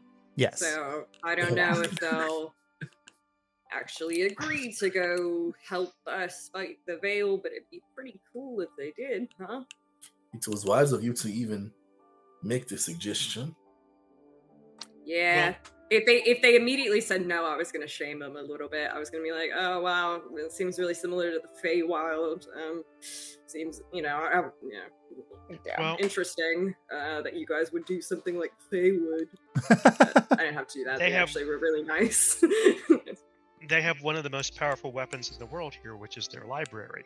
So even if it's just the exchange of knowledge. No, I don't think they'll. I mean, certainly not a military society, so I don't expect them to spend fighters, but anything they can have. I would say they could send their fucking wizards, except they seem extremely evil and fucked up, so that's cool. Yeah. It would be a damn shame if there was a cave-in in their area. Soros. I'm I not like saying take we out- caused it, but The Lilo and Stitch drawing where I'm like, here's your evil meter. Too high. No. It's not resort to mass Right. murder of our new friends. But, yeah, I guess my question to you all is, do you want to do, I mean, you know, assuming we pass the trials, and we will, we're fucking awesome, do we hit the library first to go see the dragon first. dragon first? Okay. That was my impulse, because I wanted to run that by the group. No, it sounds like from what you're saying and what Felica or whatever his name is implied was that with us opening the Tide Bonds, it was unlocking other doors. And so I think we're in a bit of a race against time. Yeah. I think so too. And I think the sooner we get rid of the Seafoam Queen, the less likely perhaps the Queen is able to join forces with our enemies. She goes by Empress, but do you think if we like started calling her the Seafoam Princess, she'd be like offended? Yeah. Oh, it's on. We just call her any royal title that's not the correct That's one. not the correct one. That's awesome. Yep. Yeah, royals hate that shit. Awesome. But yeah, because if we do that, even if we have to secure or help guard Naginda, we may be able to like able to go to the library or something like that. There's also a gala tomorrow night, so it might be a good quiet time to go to the I am library. very wary of balls and galas and large gatherings. I don't I didn't know Yeah, where yeah. that sentence was going at first. Very wary of balls. Mars in a weird fucking mood. Mars already like Mars the Mars champion. midway through second drink. Mars had a fucking Yes. day. We didn't even have to use the BOGO. I gave it to Mar. They could just hold it proudly. know. BOGO Uh, champion Mar. As the I think I leader get of the free ticket drinks. takers. I don't think I need the. Just whenever. Yes, come on. Yeah, what do you say, come on? As the leader of the ticket takers, I feel it's my duty to represent us at the gala. Oh, are we going to the gala? No. I will go as representative. Well, they invited me to. Wait, so. oh, I don't want to split up. Are we Well, that splitting just up? Is depends that on what our we time. That do? depends on our timeline. I mean, it's just a thought for if. I don't know how long it's going to take us to kick ass at the Seafoam place. Okay. Well, it I sounds just- like I don't have anything planned and nobody else wants to go, but I do feel like we should have a present. That's a good observation, Sure. Yeah. and It's an probably true. opportunity to learn more about the city. I Because if- have to go. Thanks to because rub I don't- elbows with- I They're really gonna call you the networked myself champion. out in Alyria, and that was already like kind of a thing in Anaview where they were like, "Oh, you're with the ticket takers," and now it's going to be like more pressure, and it's a I don't think you have to go, or if you do, you make what you go in late and you leave early because you're Right. the champion. well, you guys can go and be like, the champion It's can't always be here. They're doing preparing. very important Yeah, Champion champion things. things, right? that 100%. This is It could be a good shouldn't be opportunity. here. Should we go check out those chambers? I really want to see what they fucking look like. Oh, let's go. I want to see how swanky these are. I want the Josh description of these fucking chambers. Yeah. All right, so you all make your way up to the third floor, which, as you're walking up the stairs, behind the bar on the first floor, there's a hallway that has rooms off of it. And then when you get to the second floor, you can tell that there's a hallway that goes down and then comes up like an L shape that also has rooms off of it. But when you get up to the third floor, there's only one doorway. And it's a Not single... the penthouse. It's the penthouse. Mark, you put the key in and you open the doorway. And the rest of the bar, it was very simple wooden, typical tavern type look, very much like any other tavern in the world. But when you open the doorway here, there are like marble columns that flank the door entrance, and then it enters into this space where you have like inlaid tile flooring that's in a beautiful design that you recognize as the symbol of Suvanar, kind of laid out in mosaic on the floor. The windows here seem to be magically enchanted because it's a little bit brighter, and when you're looking through them, it's almost like you're looking out at a coral reef with beautiful fish swimming by the window. In this main chamber, there's a circular sitting area with like a large central circular ottoman, and then just dangling above it, kind of hanging from the ceiling, this warm, inviting circular fireplace structure at the heart of this room, so that if you're sitting kind of at the center, you feel the even warmth from all around the central chamber. Off to the right, there's just this open chamber. There's a kind of a step up to a wet bar that seems to be not fully stocked, but does have some various different types of alcohols and beautiful drink containers there. And then outside of this, there's a doorway that leads into a small hall, and there's two doors in this hall. One, when you open it, is this immense bathroom space with this beautiful sunken inlaid tub that is lined with this bluish white tile structure, kind of sloping down. It's like one of those tubs that's large enough that it has like a built-in like lounge design in it, so you can lounge in the tub comfortably. There seems to be magical water jets here to provide water. There's a various amount of oils and tinctures around the space to add to the water so that you can have whatever type of bath that you wish. There's a beautiful mirror that's kind of scallop shell shaped and has gold lining on the outside and then kind of descending into silver here.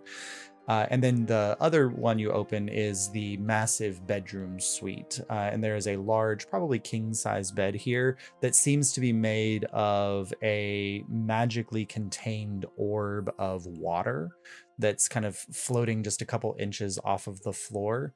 And then on the top of that is a sheet, but when you touch it, it's completely dry, but it kind of like gives. It's a water bed. And and there's a beautiful kind of like mantle of shell work on the edge of this. And this is the first you notice that there's kind of like these sensor setups on the side, which you can see seawater running through. And when you wave your hand over it, there's no lights in the structure that change, but the windows outside transition from a day to a night. So you're still looking out at an ocean, but it's like an ocean at twilight or an ocean at nighttime. The occasional sight of small fish swimming by. But this is the space that you have here available to you. There's plenty of space out in the main sitting area for the ticket takers. Lots of comfortable furniture if everyone wants to bunk up there. There's the large water bed as well.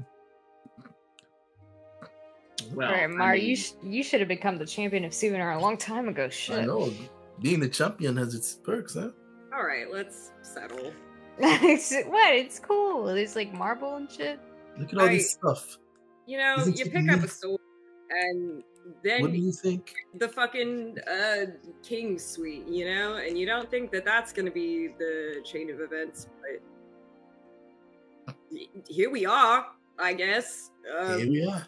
is there a room service menu? You go to the wet bar and there is like a simple, like if you want to place an order, you write on a slip like the type of food or drink that you want that's not present here, and there seems to be a box that you drop it into on the wet bar. All right, I give it a test. I write Northwick bun on it and drop it into the box. You just get a bunch of question marks. So you drop it in, and then the slip like pops back out like it was rejected by the system. Damn it. Come on, and there is so much seafood here. That's like all you eat. Listen, You're right. No, Yeah, you're right. yeah, I know I am. I've been craving a Northwick bun myself, come on. I completely I understand. mean, why did you have to say it? And now I'm thinking about it. See, Really? that's why. What's the point It's of so being long. fucking champion if you can't get a goddamn Northwick bun? See, Margaret, Jordan, you need to write the Northwick Bun theme song.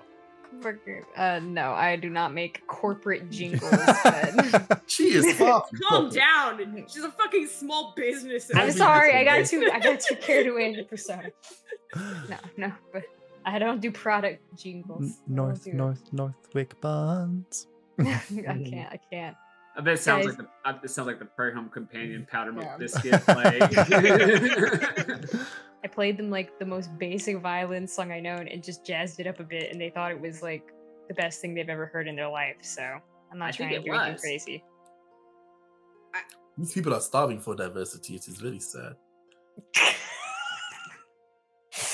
It was just a great Not quote. wrong.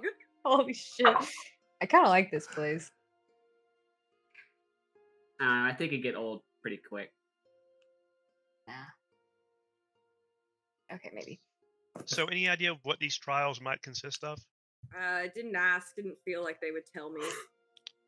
They're probably Yeah. like related to what you I imagine they're access. related to the access stuff. And we have to Probably think a test of character and Are we skills. for the library when it's something Victor Rylas could have accomplished.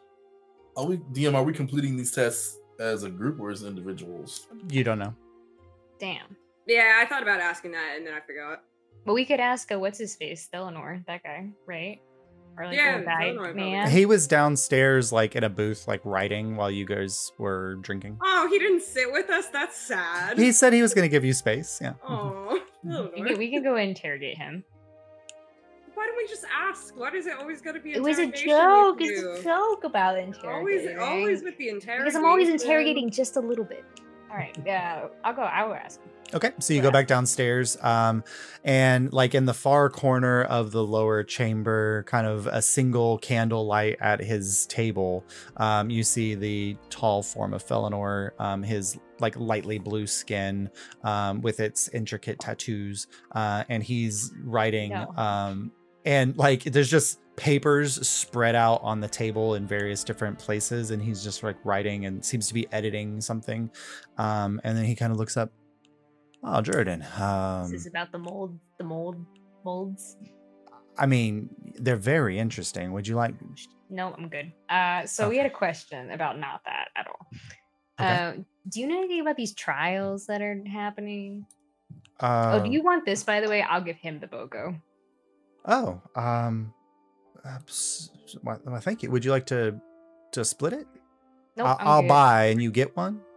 I like did the most mind melding like performance ever, and now I think they're just gonna give me free drinks. It was quite impressive. I was sitting over here during it. I might have been the one that was cheering at the end. God, you remind me so much of someone. It's making it really awkward. Yeah, that's great.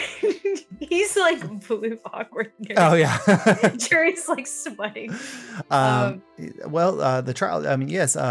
Everyone in society who wants to have access to the city has to prove themselves in some way, unless you are born into one of the houses. And so. If you are trying to gain access to the library or to the Sagarium, the Alkahest, these various different places, you have to prove yourself in some manner. It's like a joint trial. Can we like do a group project on this? I believe yes, your group would be able to work together on the trials. Yes. Perfect. That's great. They are different every time. Otherwise, I would tell you. I think my library challenge was I had to memorize the decimal system of sorting for things, and it gets really weird when you get into like is it in the zoology section, mammals versus birds and all. Like it gets really strange. I mean, like, what is a platypus really? Am I here to hear any of this? I mean, did you come with if you come with, I didn't say that no one could come with me, but I was like, I'm going to talk to you. You want to chill up there or come with me? I think I would have gone because I'm a little nervous about it. Yeah. And at this point, because I was in the library, I have the attitude of, oh God, I'm screwed. Hey, buddy. Like you see Kamana's eyes getting wider and wider. It's like, I don't know. What a decimal is. Yeah. But he says, every challenge is set by the current seat of the Kinkathurge, and it's kind of whatever they can come up with at the time that they feel like is an acceptable challenge for their house. Okay. That'll probably be fine. Like, we've got someone who's pretty much good at everything. As long as there's not, like, I don't know, a strength challenge, we'll be totally fine. Strength is not one of the things that we seem to really care about that much. So, not a lot of strength challenges. Oh, I love this place. Yeah. Even the challenges that are more physically based typically have some kind of intelligent component to them. Gotcha. Cool. Kamana, do you have any questions for him? I'll put you on the seat with me. No. Well, okay, I have one. Is the library person, are they like, do they give like good easy challenges like? Well, that would be the current seat of the Kinkathurge for the library is Magus Arcanus. He's a giant. He's kind of a hard ass. Jerry, I'm scared. I'll be fine. I mean, what could he? I mean, it was probably fine. Look, Mar is like good at stuff, and Abel's really smart. Saurus is also good at things, and you're good at things. And me too. I'm not good at the book things, though. Well, nature's a huge component of that. Look at him. He's got all this slime shit on the table that he's doing stuff with. He kind of like pulls the papers away from like starts organizing. No, you can tell us about the slime stuff as soon as we're done talking about the other stuff. Oh, okay. Like he immediately starts to judge. Yeah, He's like, I saw it. Damn, Jerry's like trying to think of other things to ask him. Okay, tell us about the slime. All right, so understand slime. Okay, look, people just like to think about slime as like this mindless thing that just kind of goes around whatever. And look, there's slimes that like if you get them hot with fire, and he just keeps going. And I don't know how long you're planning on talking to him about this or allowing him to drone on. I don't know. I'm kind of drunk. Okay, so I'm waiting for everyone else to I'm like, yeah, I cut him off after like 30 minutes or so, and yeah. I'm like, that didn't. Up in the room, you're like, it's been like 45 minutes, and Jordan and Kamana have not returned.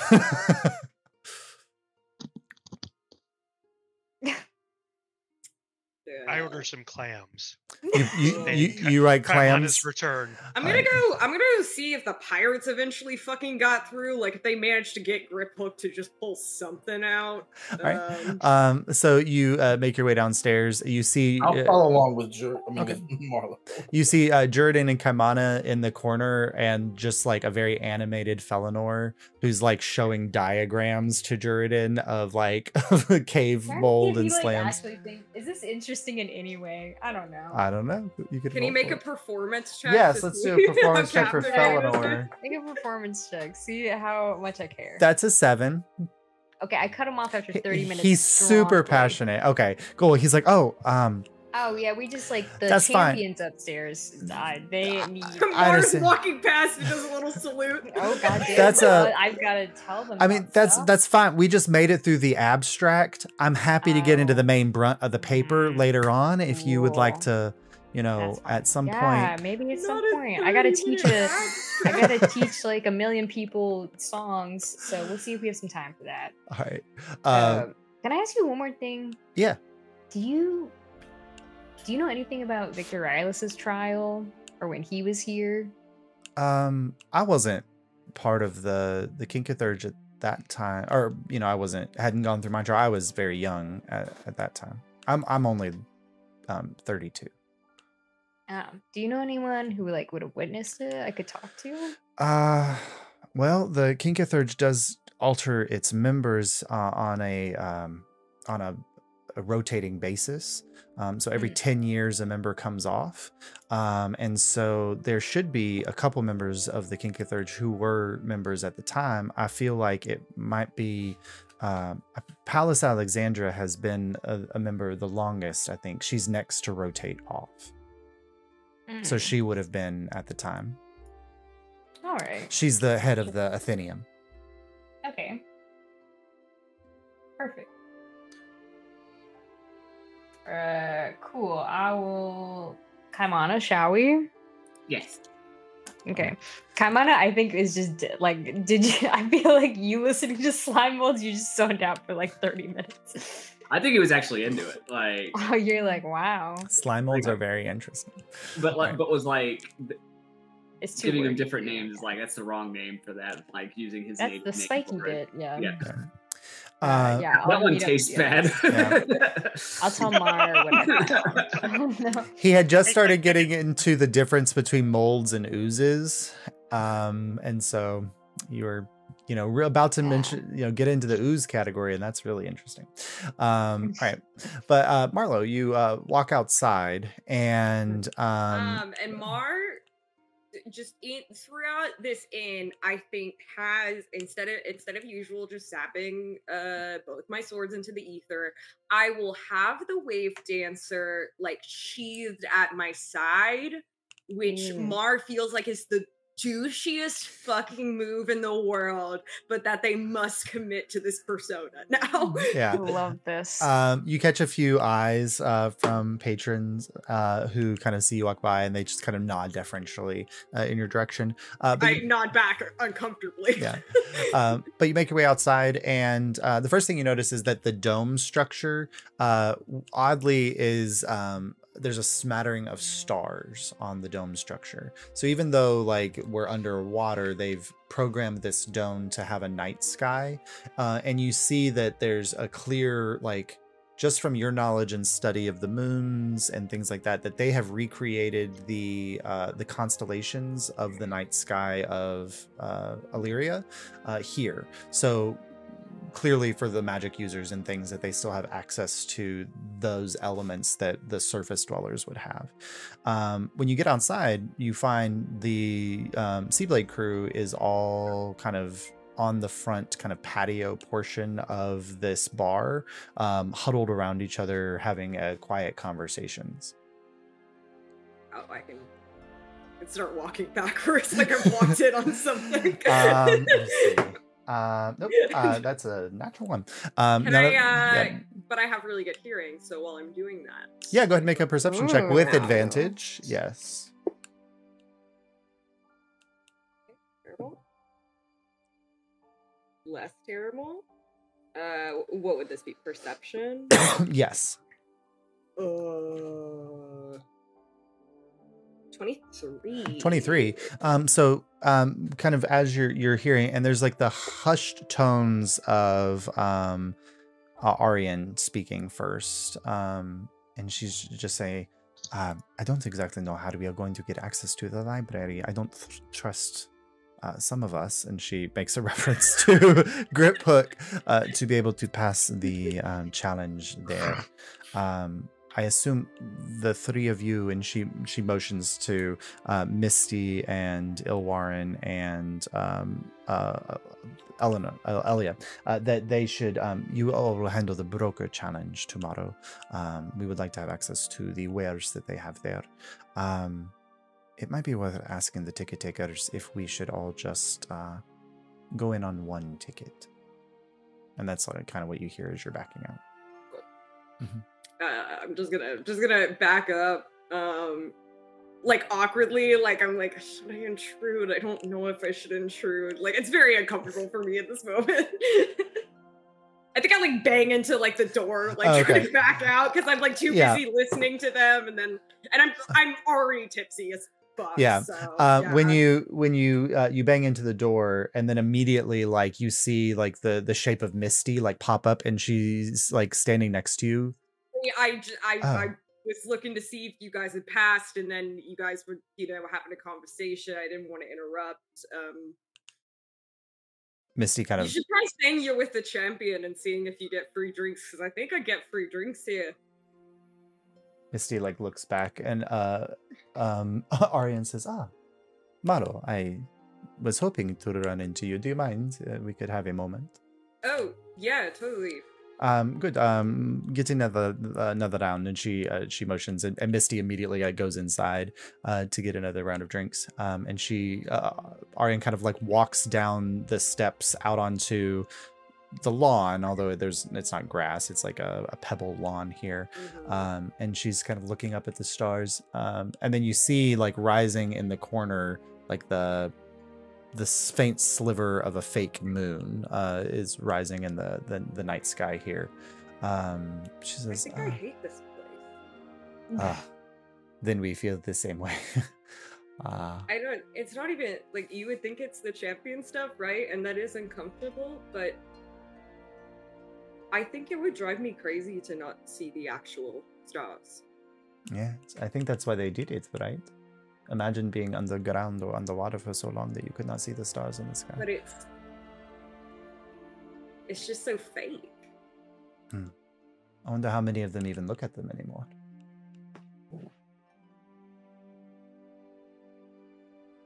I don't know, it's just... It doesn't feel right. Well, hopefully our stay will not be so long that it drives us mad. Yeah. So I assume that the ticket taker's entrances all went well? Yeah, we're running through our trials tomorrow. It might be beneficial if we want to divide and conquer a little bit. If we go in and say that we're all working together, we could potentially earn more with our strengths. I'll run it by the group, but I would think that everyone would be up for that. Any particular challenges that you are thinking of partaking in tomorrow? I list what we were doing, but I can't remember the name of it. Well, we will have the Brokers Challenge probably in hand. If you are willing, we will handle the Brokers, and if I could join you on the St. Jeriam's Challenge. That would be great. Fantastic. Just let me know what the ticket takers decide. Will do. Yeah. We have a room on the a few rooms on the second floor. Cool. I'm on the third floor. They told us that one wasn't available. No, it's like they call it the champion suite, and I think it's the most disgusting room I've ever been in my life. I don't know. It's very bourgeoisie. It's like marble in there. Oh no! All of ours have like little sconces that look like mermaids, and like a lot of shells and things. Yeah. Do you want to trade? I mean, I shouldn't do that. I think my group's actually in love with that room, but... Oh, no, I think we're all comfortable where we are. Sure, yeah. But I appreciate it. Yeah, totally. She kind of raises her glass in your direction. You're not drinking? Would you like a beverage? Oh, yeah, I'm gonna keep drinking. For sure. She kind of, like, her eyes kind of white for a moment. And then Misty will grab you something. Cool. The magic's cool. Oh, I haven't seen any. I guess I travel with a lot of magic people, but I haven't seen any quite like yours before. This is the type of magic that is developed when one skimps and steals and puts it together themselves. You know, I mean, I do curse blood magic, so who am I to judge? Maybe we'll see it more in action together, and I can see how yours works, and you see how mine. Sure, yeah. Show you yours. Show you mine. Misty appears with a tray, just out of like very silently out of nowhere, and then like. So grateful Misty interrupted at that moment. So grateful. Misty's Grace, I mean Jace, that was terrible. Yeah. Terrible. Misty's staring at you. Awkward. Like Misty stares at you and doesn't blink as she hands you a drink. Can I insight check Misty? Yeah, go ahead. Why is Misty like She's my favorite character. I'm obsessed with Misty. 27. You get the sense of like you're very close to Arian, and Misty always seems to be trying to like clock and protect Arian. Like okay. And the fact that she was away and now Arian is talking to you, like whether it's jealousy or just like eyeing a potential threat. Yeah. And then she hands a drink off to Arian, and then it's almost like it's almost like Misty disappears into the night. like, where did she go? Damn, and I thought I was good. Yeah, she's had a lot of practice. Doesn't speak very much. Spent about 3 years of her life alone, and just went before I found her. Would you know that I spent about a decade of my life alone and like not talking to people, and now it feels like that's all I do? Well, you're very good at it. It seems practice. Insight check. Okay. I'm not good at it. Okay. 24. Well, you beat her 23. There's definitely a like she's being polite. Yeah. Okay. Sure. You don't lie. That's very kind of you. I am well aware of where my skills lie, and it's not in conversation. There are so many better skills to have than talking. I can't keep insight checking her. I shouldn't. You can. I mean, you can. Totally Yeah. I'm gonna ask one more time. Yeah, sure. Go ahead. Treatment. Keep switching the dice. I keep rolling fucking great. 26. I rolled the exact same thing again. So that was another 23. It's difficult to tell whether Arian is flirting for the purposes of flirting or flirting as a power play. But okay. There's definitely some flirtation happening there. Okay. All right.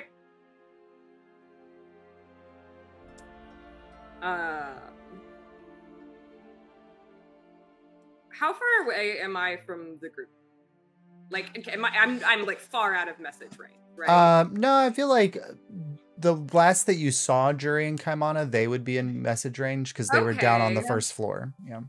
I'm going to, like, while like just kind of like doing this with Arian, just kind of flip back around, like just kind of like message Jury, and like she messaged in front of me. Yeah. Like I feel like I'm not trying to like hide it because I'm not trying to be like shady or whatever. And I'm gonna message Jury and be like, tell me not to fuck the pirates. You just hear Jerry go, "Please stop the pirate! My gods, I need this for you." I don't know why I asked him.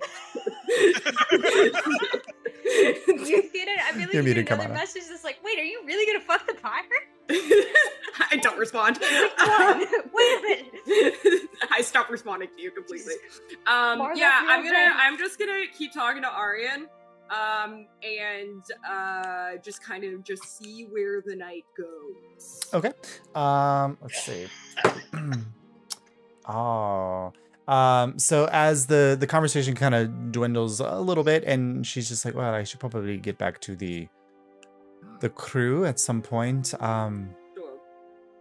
Always a pleasure to have a conversation with you, Mado. Yep. Mhm. You see, she kind of like reaches into a pocket and takes out a key, and looks at you, and then like holds it back and hands it to Misty. I'll see you tomorrow, Mado. This shady motherfucker. And then she walks back to the group because she rolled to decide to not close the deal. Yeah, that's fine. That's Yep. fine. I was testing it. There's always going to be more nights in Azulore, so we'll see. Oh god. Yeah, cool. I'm gonna just respectfully, back away and start heading back towards the chambers. Thanking Suvanar in that moment for guiding me away from what would be probably a bad decision. All right. So you make your way back upstairs, and then Drian, come on. I feel like you, after your conversation with Felinor, would you have gone back upstairs? Yeah. All right, cool. So you all arrive back together. It has been a long I look at day Lauren, and I'm like, night. What happened? I think it's a power play. I don't think it's really. No, you're probably right. You're probably right. I got too I carried think away. I think it's like I think it's yeah. I this don't new think bard persona of mine is like getting carried away. I don't like it. I don't. Okay. I don't know. I think it's like a weird. I mean, they're sketchy, right? Like the pirates are sketchy, They're pirates. Yes. right? Like, they're sketchy. I don't know. I mean, maybe, but like also it's definitely like a, it's weird. I think. Yeah, no, totally weird. Yeah, you shouldn't go for it if it happens again at all. No, definitely not. I think I'm also saying this to make myself feel better a little bit because I think I striked out, and you know what? No, I'm gonna be honest. Doesn't really happen to me that often, so it really feels like I took the L on this one. I mean, we can always go back. Probably to Misty. I think I got beef with Misty now. I think Misty has beef with everyone. That's true, but like at first it was like Ilarwin was the one that I didn't like because she like killed Saurus, but now I've kind of moved on from that. Sorry, Sword, and now it's really Misty. I think is the one that I'm anti-Misty on this train. I've just been eating clams. Oh yeah, the clams. Like a guy arrived with clams after you put in the order, Source. Yeah. Oh, sick. Oh yeah. So there are fresh clams come on. And I quickly Yeah, run by the group I'm not gonna yank proposal to Saurus's team tray up away. on the. No, I was sharing. Okay. Oh, So Sorry, they say that want again? to. what was that, They, Jason? I just put down the offer that Arian gave about teaming up in the trials for the group's discussion. Did we ever I'm. figure out why they wanted in the library so badly? The pirate. Yes. So they want the text that Ahriman wants. It's the deal that they get it with they get the library with us, and Aryan really wants in the library. And I don't know why, but she keeps talking about like, oh, there's so many like secrets in the library, it can tell you anything. And you know what? I'm gonna say it, even for a pirate, pretty fucking sketch. Here's the thing. If we don't help them with the trial, they don't get into the library, Armand doesn't get his information. Now, does he? Well, no, because if we fuck them over in this deal that we have, they're going to tell Armand ASAP when we get in the library and get the text, I think. So the deal right now is that we get into the library and they wait a few days before sending word. and I'm hesitant. I'm not saying I'm anti double cross the pirates ever, but Sure. I am in this moment. I think hesitant. We to don't double cross right them now.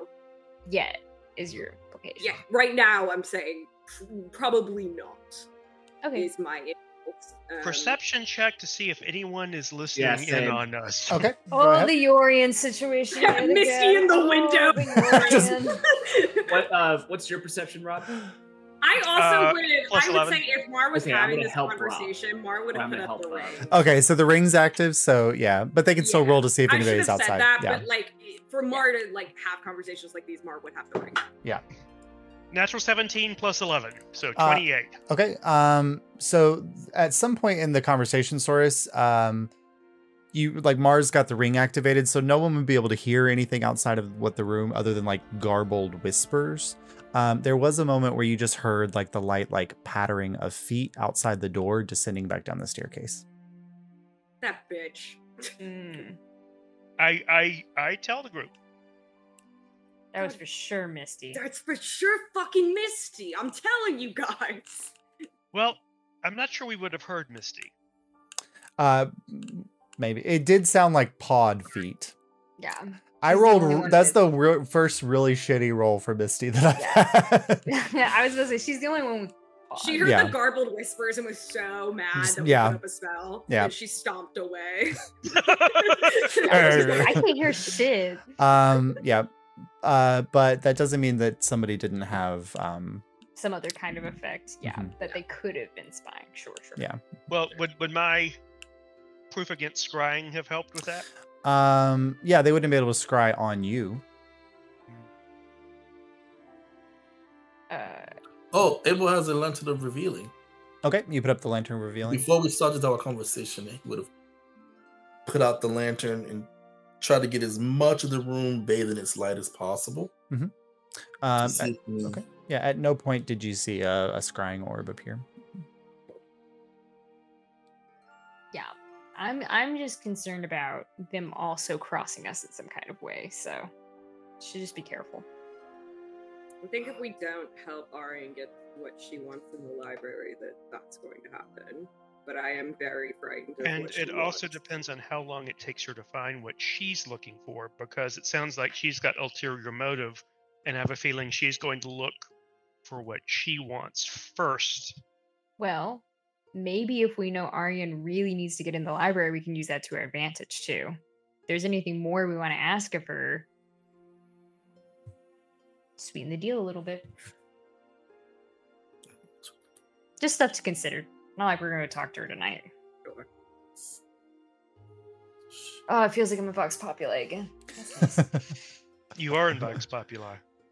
I don't know about all that. That's a very gray area right now. I'm talking Uh, to Jane. I can pass on a message if you want to resign. No, like I've talked to Iris, but she like wants me to go to the desert or something. I don't really want to go to the desert, so that's just like a lot. It's a lot right now. Not I like can it's never remember never. the It's spelling between desert and dessert. It always confuses me.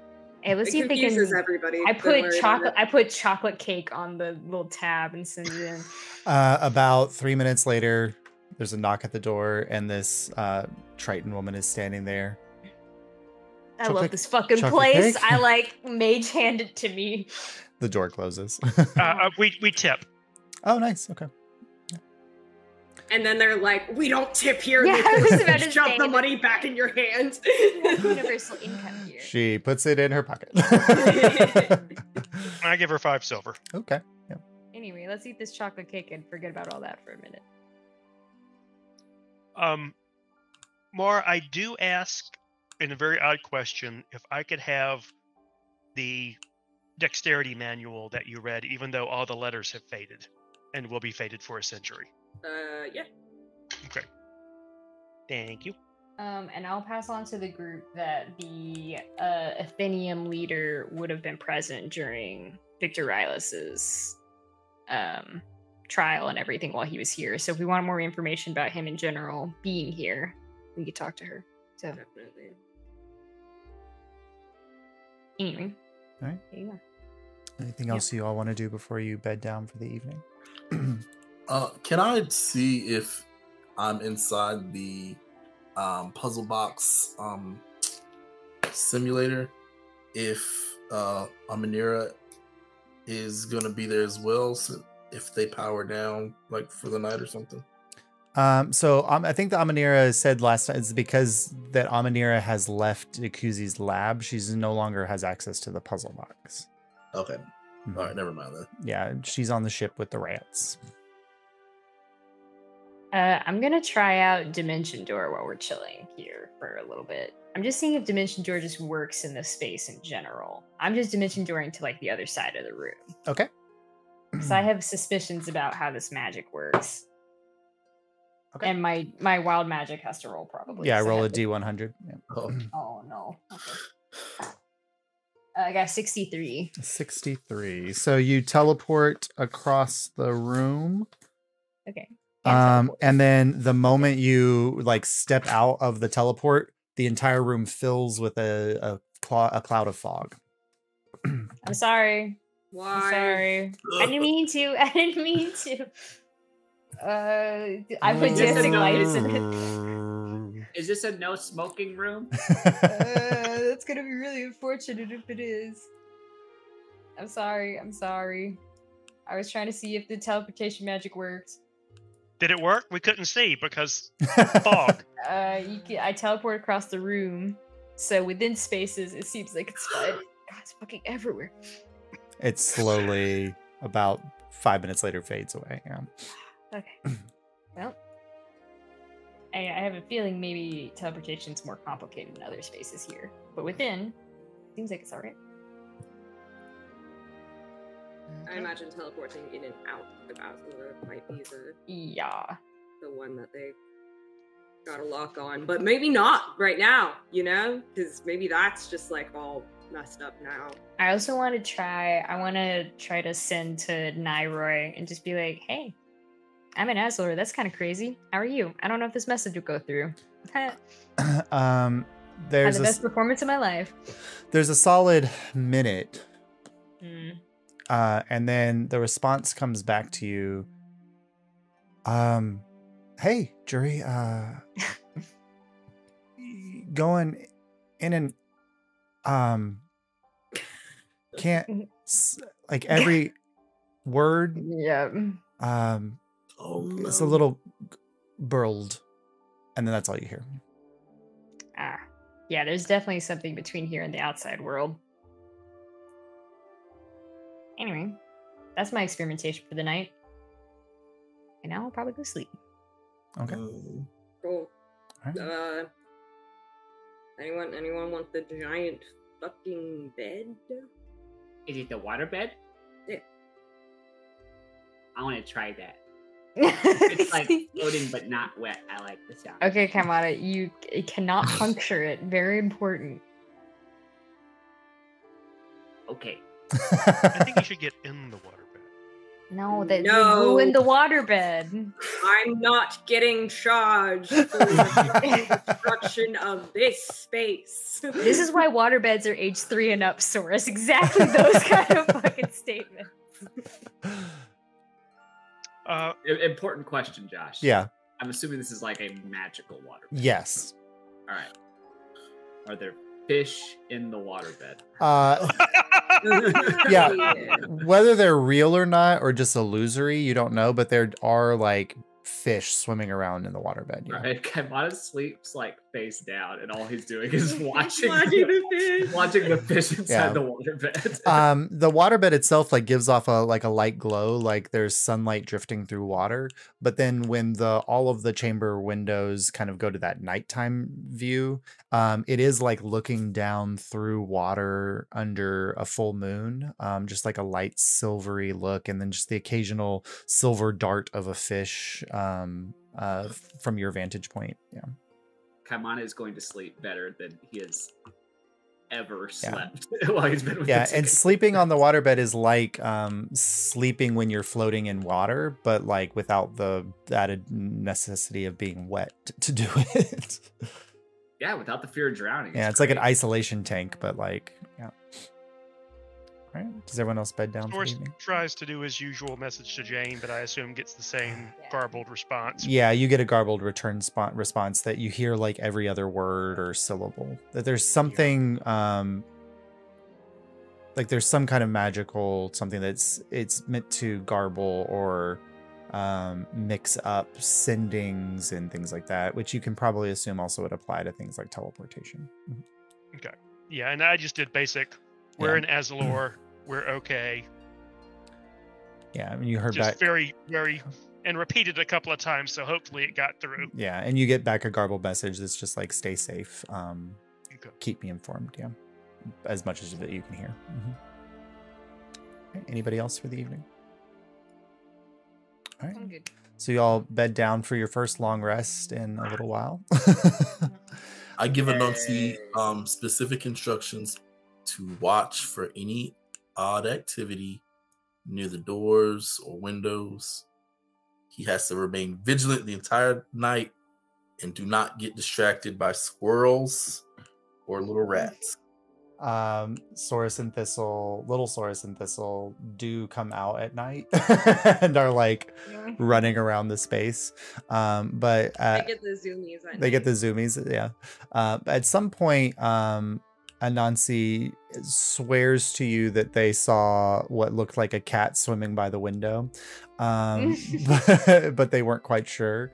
But other than that, the night goes by peacefully, and you. Okay. But you wake up in the middle. You wake up the next morning, and the windows have changed to their sunlight streaming through shallow seas. Look, the beautiful coral in front of you, and the swimming fish outside. The magical versions of those. But the day is there ahead of you with your challenges for the Sagarium and for the Thaumaturge, as well as the Athenium. Waiting, and we'll go ahead and pick up there next time. Yay! Yay. Yes. I now want a magical waterbed. Like I was the scene in Goofy movie. Oh my god, I was about to say, when I was designing this room, I was thinking about that scene in Goofy movie, because when I was a kid, it was the most magical Bailey, moment. I love you so much. And that scene is so funny because it is magical when you're a kid and